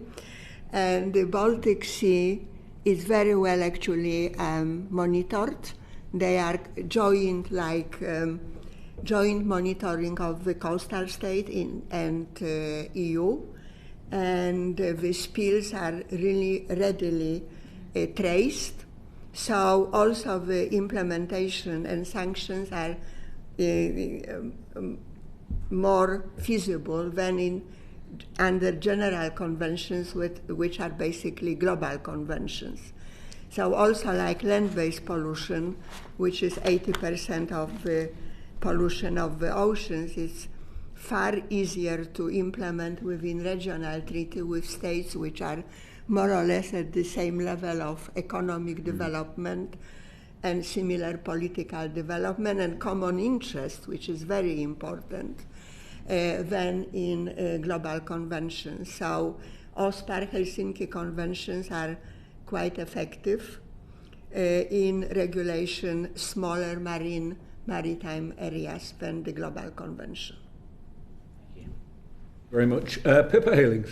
Thank you, Chair. And building on what you've just said there, Professor Barnes, which is this is not in a static context, and so what we have to do is evolve with the evidence that's coming for and adapt to that. And I just want to say it's a privilege to have Professor Webb with us, especially if you took an active part in what I see is considered to be a groundbreaking new legal advisory from the International Tribunal for the Law of the Seas. That was brought by the Commission of Small Island States on Climate Change, where they asked for a legal opinion as to whether or not climate change should be considered as a pollutant in the marine environment. And they got, as I understand, a resounding yes, that climate change and ocean acidification should be considered as marine pollution, and therefore that has implications for all of us as states. Having worked with many small island states before I was elected, I understand how critical this is for them, but it's actually about what this now means for us in the UK. How do you think the UK is and should be adapting policy in the light of this new advisory, given that I understand this is now an advisory as part of international law? Yes. Thank you so much. So even though it's called an advisory opinion, there are elements of it that are authoritative and binding on the UK. So when the tribunal declares in an advisory opinion that a particular principle or rule is customary international law, that's binding on the UK. When it interprets a treaty in a substantive manner, a treaty to which the UK is a party, then that is also very authoritative for the UK. So it is advisory, but it is incredibly influential, and in some parts it will be binding. So let me just say what, in 6 key points, what ITLOS advised, and then how I've seen the UK responding to that.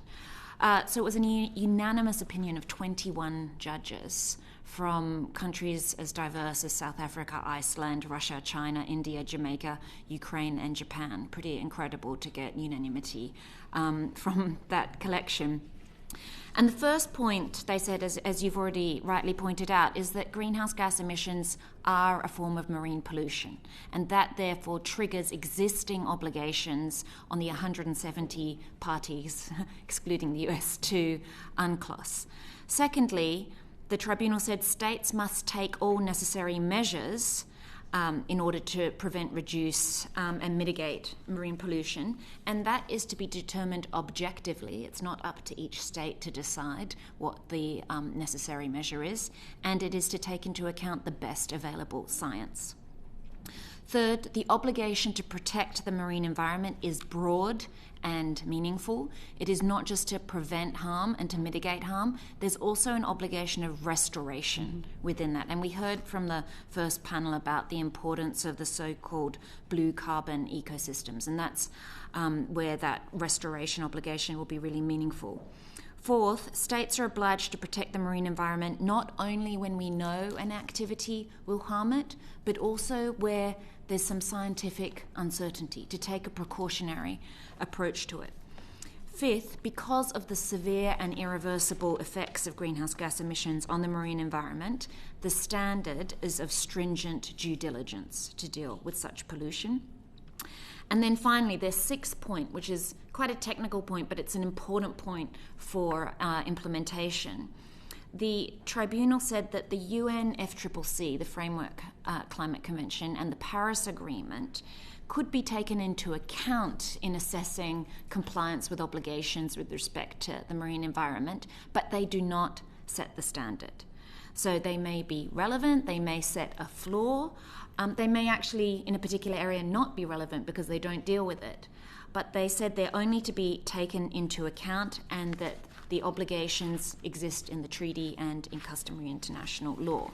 Now, I haven't been able to identify any sort of official statements by the UK on what it's doing with respect to this advisory opinion, but what is telling is that the UK has participated in both the written and the oral proceedings in the International Court of Justice, which is an even broader advisory opinion about states' obligations regarding climate change, not just through the lens of the Law of the Sea Convention, but under nearly every aspect of international law. And in its submissions, the UK expressly accepted that greenhouse gas emissions constitute marine pollution, so they accepted that element of the ITLOS advisory opinion. They also accepted that the best available science should be used. However, on that last point, the sixth point that I mentioned from the ITLOS advisory opinion, the UK did not put that argument before the International Court of Justice. Instead, the UK said that the Paris Agreement and the so-called climate change treaties like the UNFCCC were the most relevant for setting obligations on climate change, that states have discretion under them. And that, including when it comes to questions of responsibility, it urged the ICJ not to look to general rules on state responsibility, but instead to look to the fairly flexible, informal and non-binding procedures under these climate change agreements. The UK also said that it considered the prevention principle in international law did not apply in the context of greenhouse gas emissions. Now, there were 95 participants in the ICJ proceedings, mostly states, but also groups of states through organisations as well. And on these particular points, the Paris Agreement as being the be-all and end-all and the prevention principle interpretation, the UK was either alone or just with a handful of other states in taking that position. Yes, can I continue a bit more? So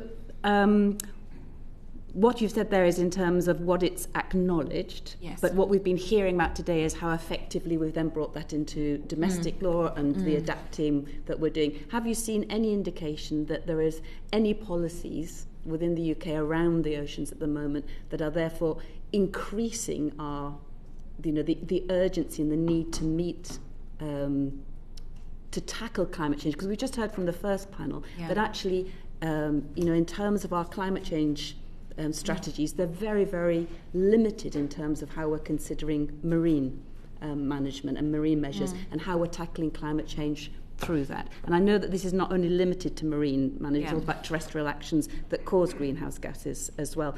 And secondly, what it means for us in terms of BBNJ as well, biodiversity beyond our national jurisdictions. Does this give us the possibility, which is what we haven't been doing yet, in including climate and nature in those plans as well, beyond our national jurisdictions in the high seas?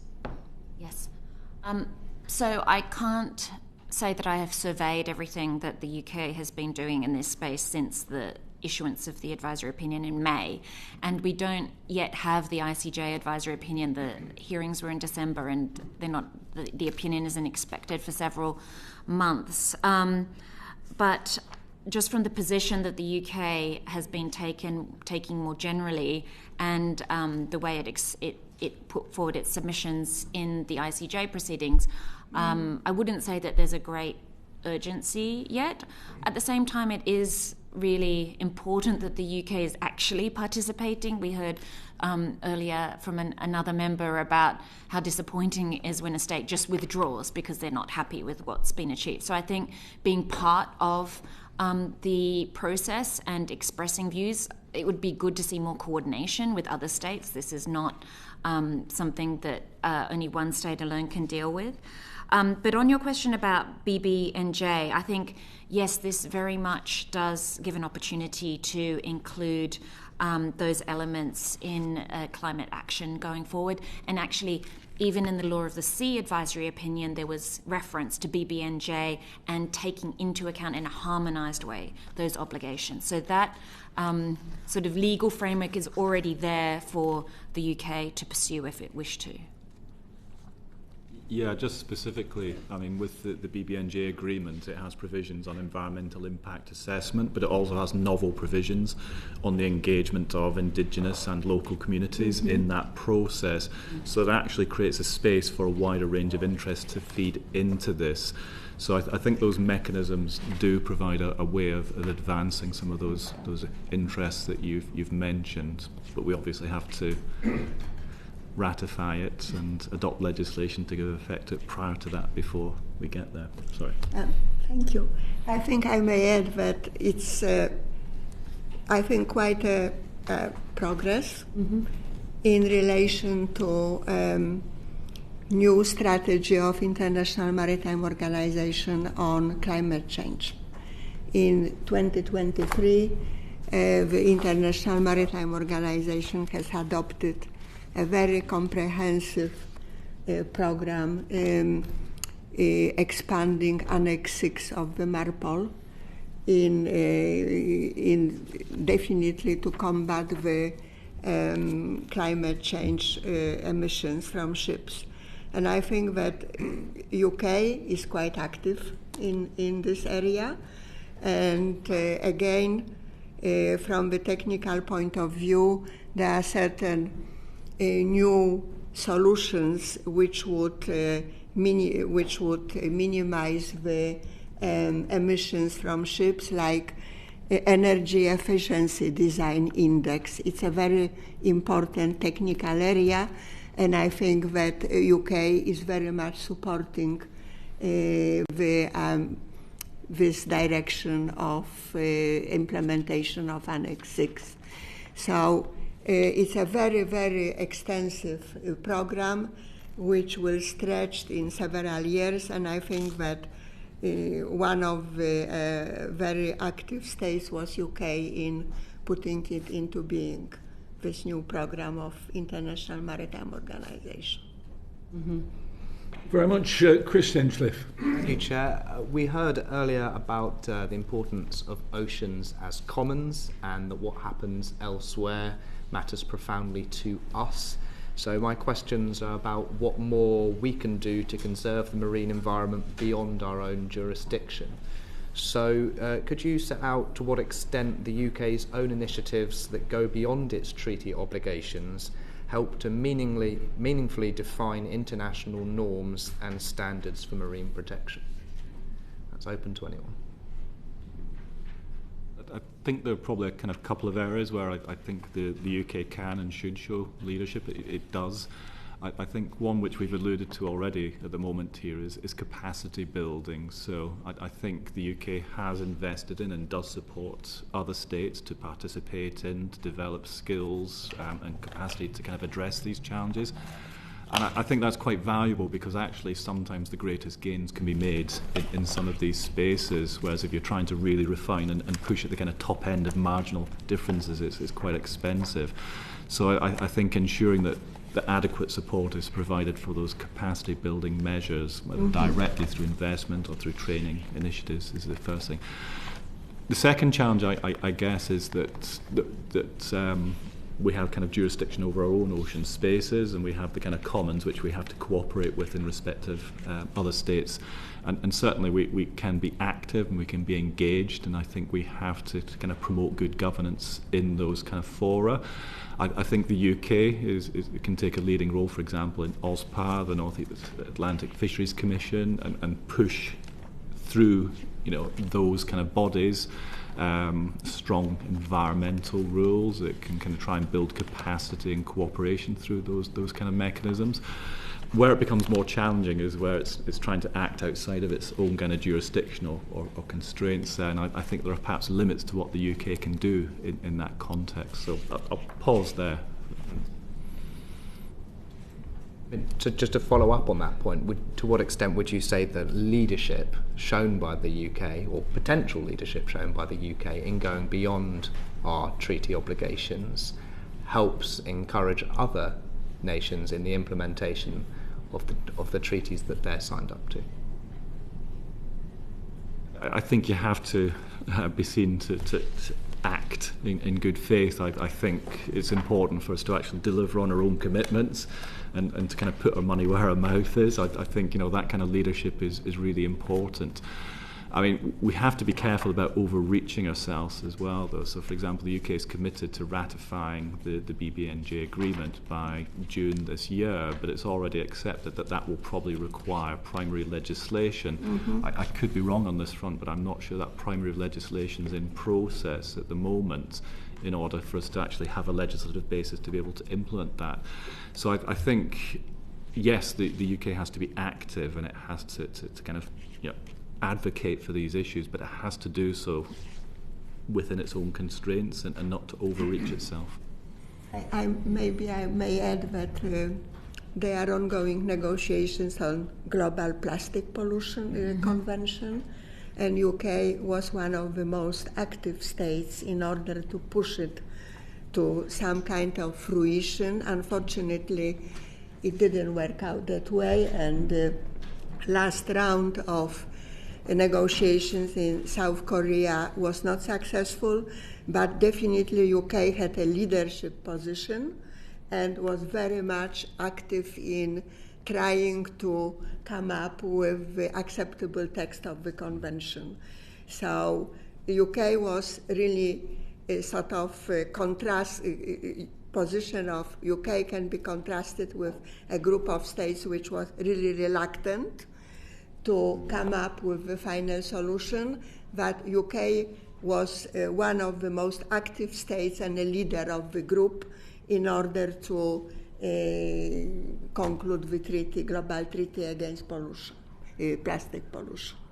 And I just add that the Commonwealth is a forum through which the UK could play even more of a leadership role. When you think about the membership of the Commonwealth, so many small island states, climate vulnerable states are members and would benefit incredibly from more capacity building, information sharing, best practices, even sharing the best available science that's probably more accessible to the UK.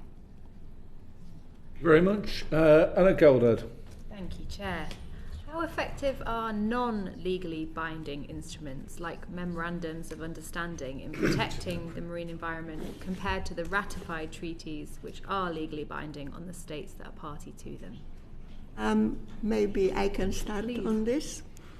So memoranda of understanding are a very common tool in international maritime law, international environmental law.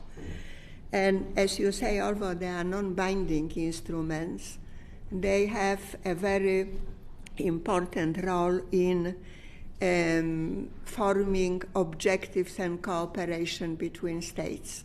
States don't feel the pressure to fulfill MOU the same way they have to follow the treaty.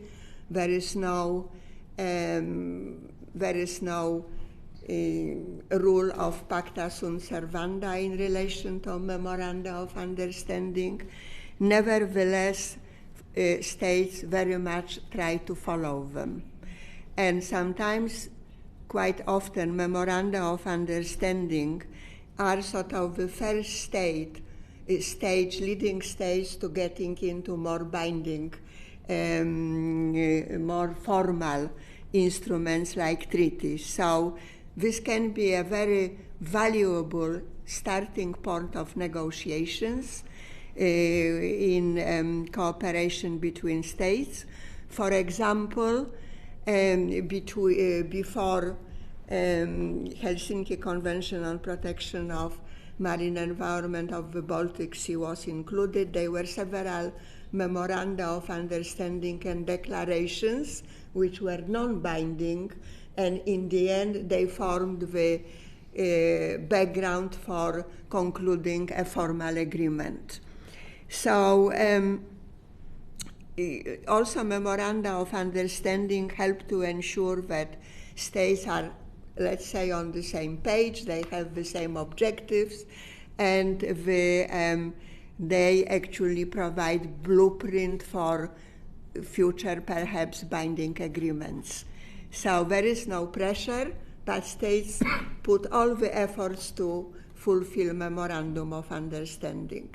So this is a very valuable non-binding instrument in cooperation between states. For example, not a very long time ago, UK entered into memorandum of understanding that with International Council for the exploration of the sea. And this is very, very common instrument in generally international environmental law as well. Very helpful to hear. And so we've heard some of the advantages of these kind of instruments, but are there any commitments made under these instruments that would be better implemented through legally binding treaties? So just going back to the sort of contrast that I mentioned between the majority of states in the advisory opinions before ITLOS and the ICJ, who took the position that the Paris Agreement and the UNFCCC and nationally determined contributions were not enough and not sufficient and not even necessary, and that there had to be reference to other obligations under international law and more binding obligations. I think the danger with non-binding instruments is that we stay at the blueprint stage because that's comfortable. We stay at the starting point. Now, they work well, I think, bilaterally, and they work well when maybe the approach or the solutions are really uncertain. But with the urgency of climate change, it seems that we should be looking towards more robust instruments where we politically can achieve them. Thank you for that. Could I just make the observation? I don't like the idea of it being a binary either or. I think actually often they work in partnership. I think as Professor Malgosia indicated there, and actually they've got to be used for the right purposes. So a really good example of something is the Sargasso Sea Commission, which is based upon the Hamilton Declaration, a non-binding instrument. And actually it's done a lot of good work to build scientific consensus, to establish memoranda of understanding with existing bodies. And that, in a sense, is preparing the groundwork for what could be the adoption of a kind of stronger marine protected area with kind of binding management measures and provisions. So I think they're kind of part of a continuum, and they can be complementary rather than being either or. But I would agree that if you're looking, for example, for the implementation of very precise technical standards and provisions, they aren't suitable at all. I would also add, in relation to non-binding instrument, the very important role of so-called soft law in protection of the environment and protection of marine environment. For example, I mentioned already a few times the land-based pollution. There is no general global agreement on protection against land-based pollution, 80% of the pollution of the marine environment, due to state sovereignty. Basically, land-based pollution comes from land-based, so it's under state land territory, so it's under the sovereignty of a state, and also very different levels of economic development and objectives in different states of the world. So it's very difficult, probably impossible, to have a global treaty on combating land-based pollution. However, there is United Nations Environment Program came up in 1995 with Global Program of Action for the Protection of the Marine Environment from Land-Based Pollution. And this is a very extensive document which instructs states how to deal with land-based pollution within domestic jurisdiction. And they are offices. There is actually even obligation of reporting, and it's cooperation within this program. So it's formulated and constructed like a binding treaty, but it's not a treaty. So in areas which are not feasible to be covered by the global treaty, soft law documents, I think, play a very important and significant role to bring states together. Thank you. That's really useful and interesting examples. And very finally, speaking of long documents, is the trade and cooperation agreement with the EU as drafted sufficiently robust to allow the UK to manage marine protected areas and fish stocks as the UK's legislation and the scientific advice requires in respect of EU vessel activities? I'm not sure which of you might want to offer a view on that, but I'd be very interested to hear from any or all of you on that point. I made earlier on a reference to the sand deals dispute, and I think that's going to be a critical test of how the trade and cooperation agreement is going to work. So as you're probably aware, the UK effectively banned exploitation of sand deals within its waters, and that affected mostly European vessels. So there was a disagreement about whether or not that was a proportionate measure, whether it's consistent with the obligations to permit access to our waters, but also, and I think this is really critical, whether it was based upon the best available scientific evidence. And actually this part of the dispute is that the UK has relied upon evidence from its own agencies and through a consultation process, whereas the EU is saying that actually it should be doing it much more collaboratively, and particularly through the International Council for the Exploration of the Seas. So that dispute is pending at the moment, and I would expect probably something to come from that in the next few months, I guess, and that will indicate the extent to which the UK has latitude, I think, to kind of unilaterally implement environmental protection measures which impact on fisheries. And I think it's really critical, because I think one of the key criticisms of EU environmental policy, fisheries policy, is that it wasn't particularly good at dealing with environmental issues. All kind of decisions impacting on fisheries had to be dealt with through a particular process, and states were reluctant to use that in a way which would restrict fishing. So coming out of the EU, that was one of the kind of potential benefits, that we could adopt much more stringent environmental protection measures. Now the question is then, will we be able to make use of that power? So I'll leave it there. Okay, well, thank you very much. Thank you, Professor Barnes, Professor Fitzmaurice and Professor Webb for joining us today and for the evidence that you provided. This sitting is suspended. Order.